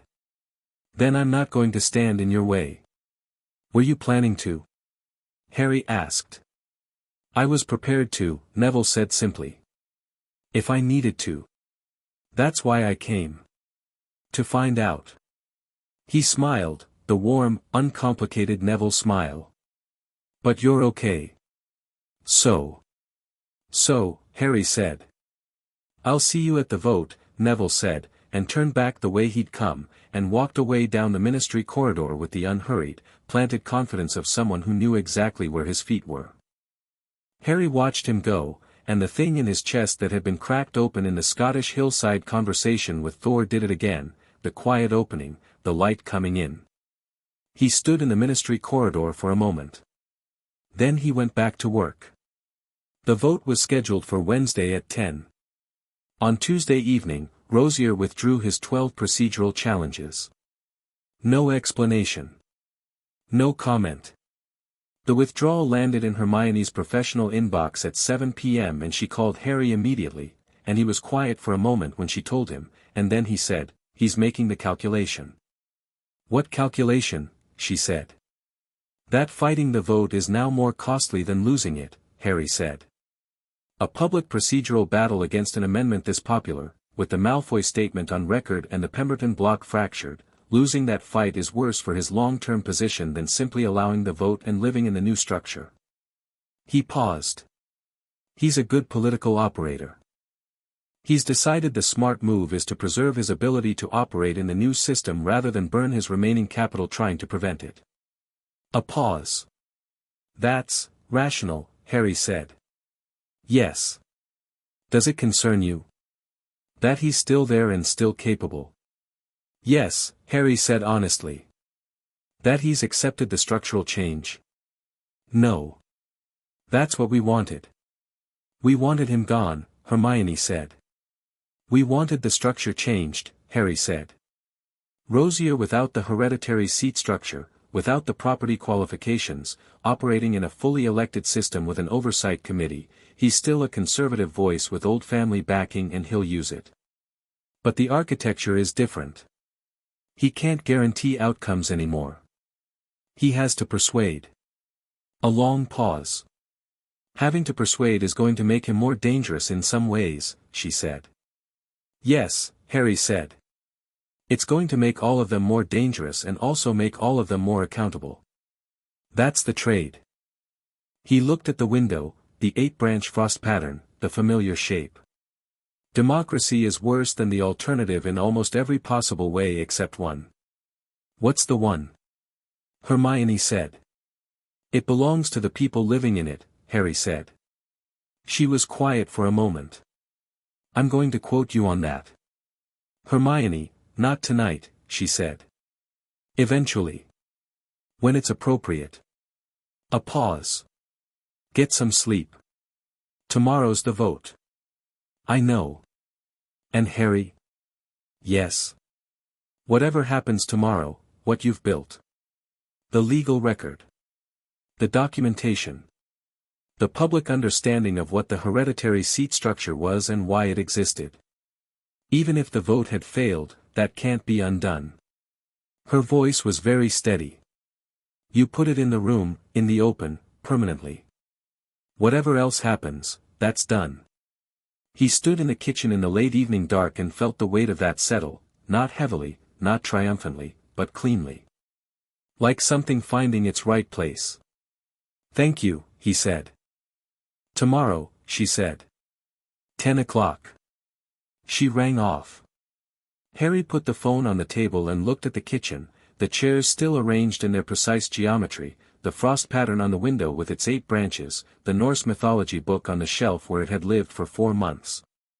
Thor appeared in the kitchen doorway. She told you, Harry said. She texted me separately, Thor said. She texts me regularly. We have an arrangement. Harry looked at him. What arrangement? She keeps me informed, Thor said. I keep her informed. We share a specific concern that you will occasionally move faster than either of us can track, and we have agreed that 2 sets of eyes are better. He said this with complete equanimity. That's, you and Hermione have a separate communication channel about me. We do, Thor said. Since when? The week after I arrived, Thor said. She introduced herself very formally and said she understood I had relevant experience with the person she was dealing with and that she thought information sharing would be beneficial. He paused. She's very organized. Harry looked at the ceiling. Then at Thor. Fine, he said. You're not upset, Thor said, with slight surprise. No. It's fine. It's probably the correct approach. He looked at Thor. What do you two actually talk about? Mostly whether you're sleeping, Thor said. And eating. And whether the pace of what you're doing is sustainable. He paused. She worries in a very practical way. She turns the worry into information gathering. I find it very compatible with how I worry. How do you worry? By showing up, Thor said simply. In person. Repeatedly. Harry looked at him, at the honest face, at the storm-grey eyes, at the person who had come from London at a run because he'd felt something from a Scottish hillside. Tomorrow's the vote, Harry said. I know, Thor said. Are you going to tell me you don't need me there? Would it work if I did? Absolutely not, Thor said cheerfully. Then no, Harry said. Come. Good, Thor said. I'll bring the hammer.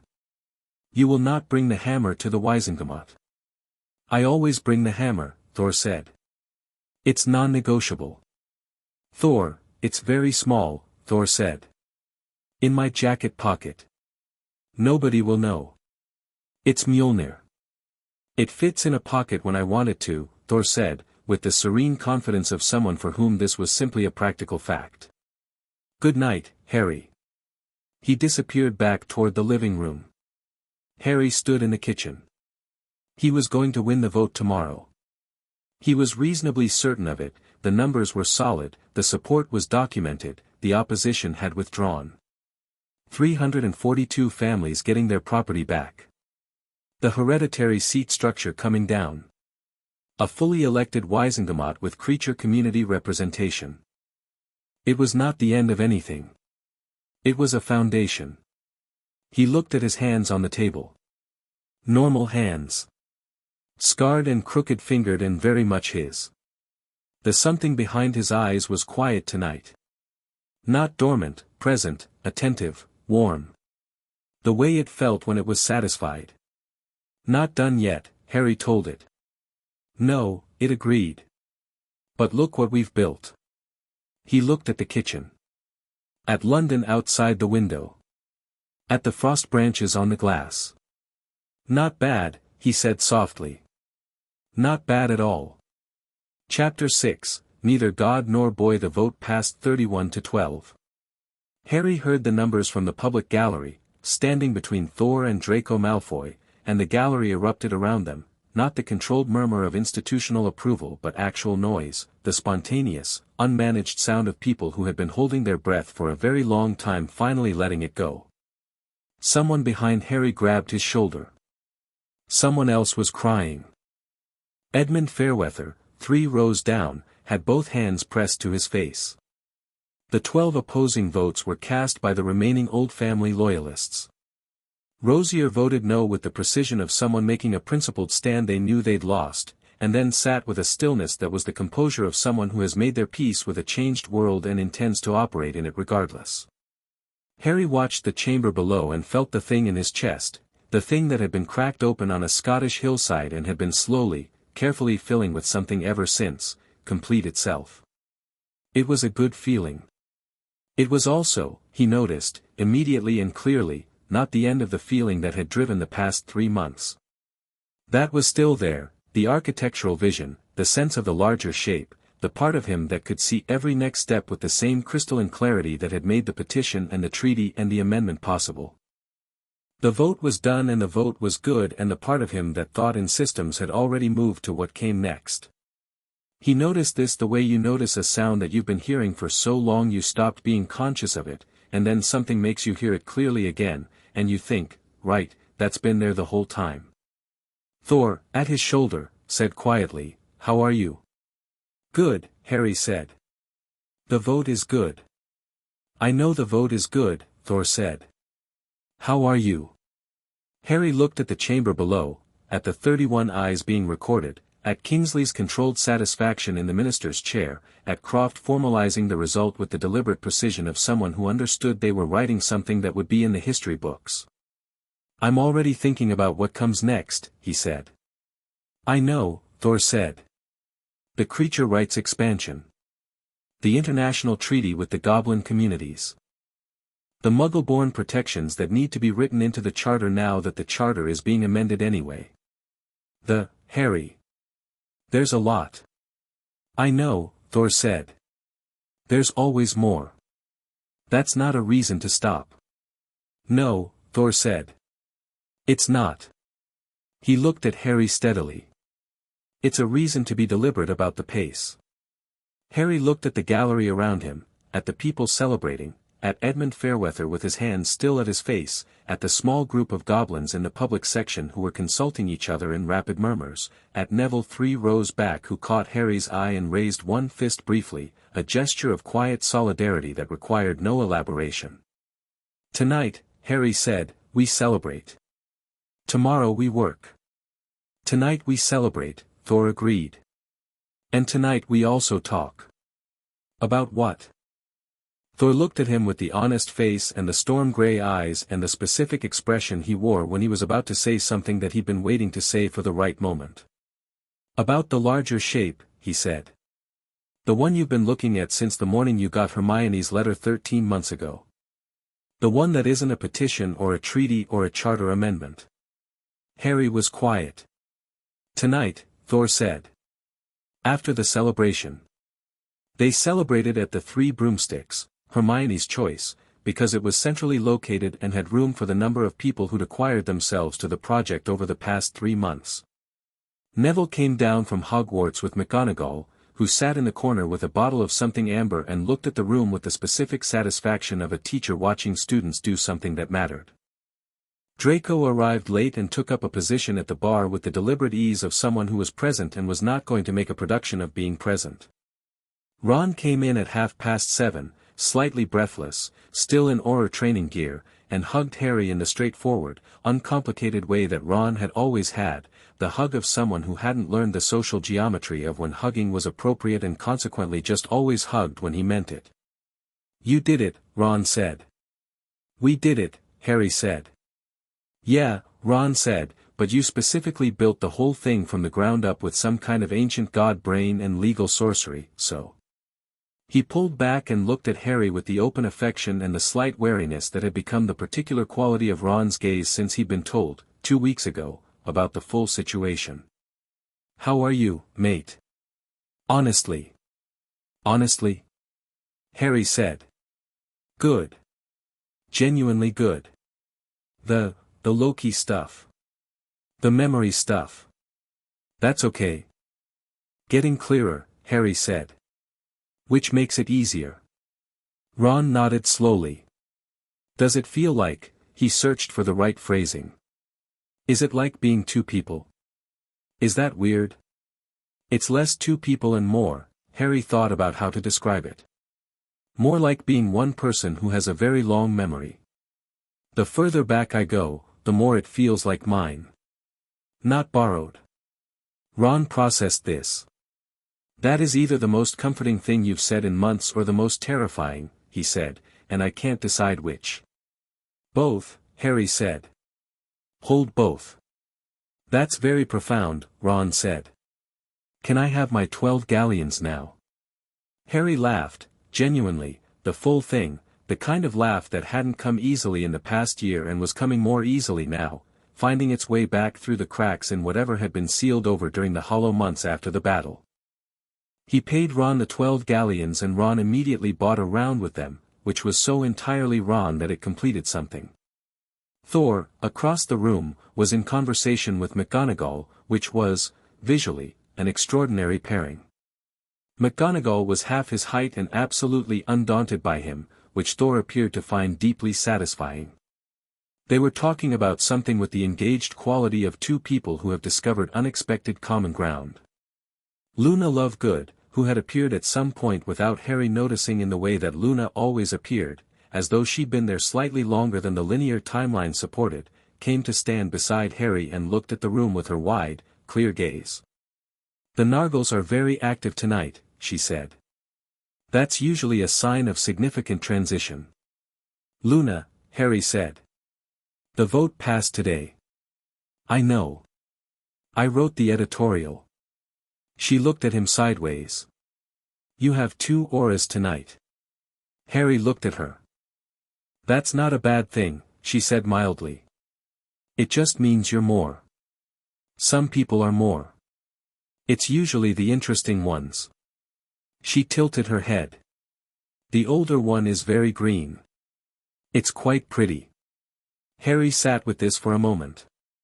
Thank you, Luna.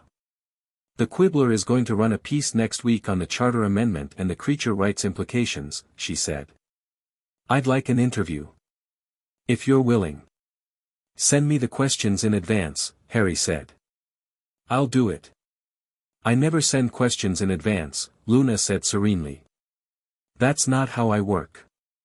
I know, Harry said. I'm going to try anyway.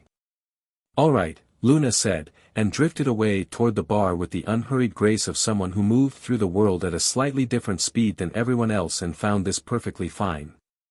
Hermione appeared at Harry's shoulder. She had a glass of wine and the expression of someone who has finished a very large project and is currently deciding whether to feel relieved or immediately start the next one. How are you doing? She said. Thor asked me that earlier. I know. I told him to. She looked at him. He texted me the answer you gave him. I wanted to see if you'd give me the same one. You're running a consistency check on me, Harry said. I'm running several, she said, without apology. Same answer. I'm already thinking about what comes next, Harry said.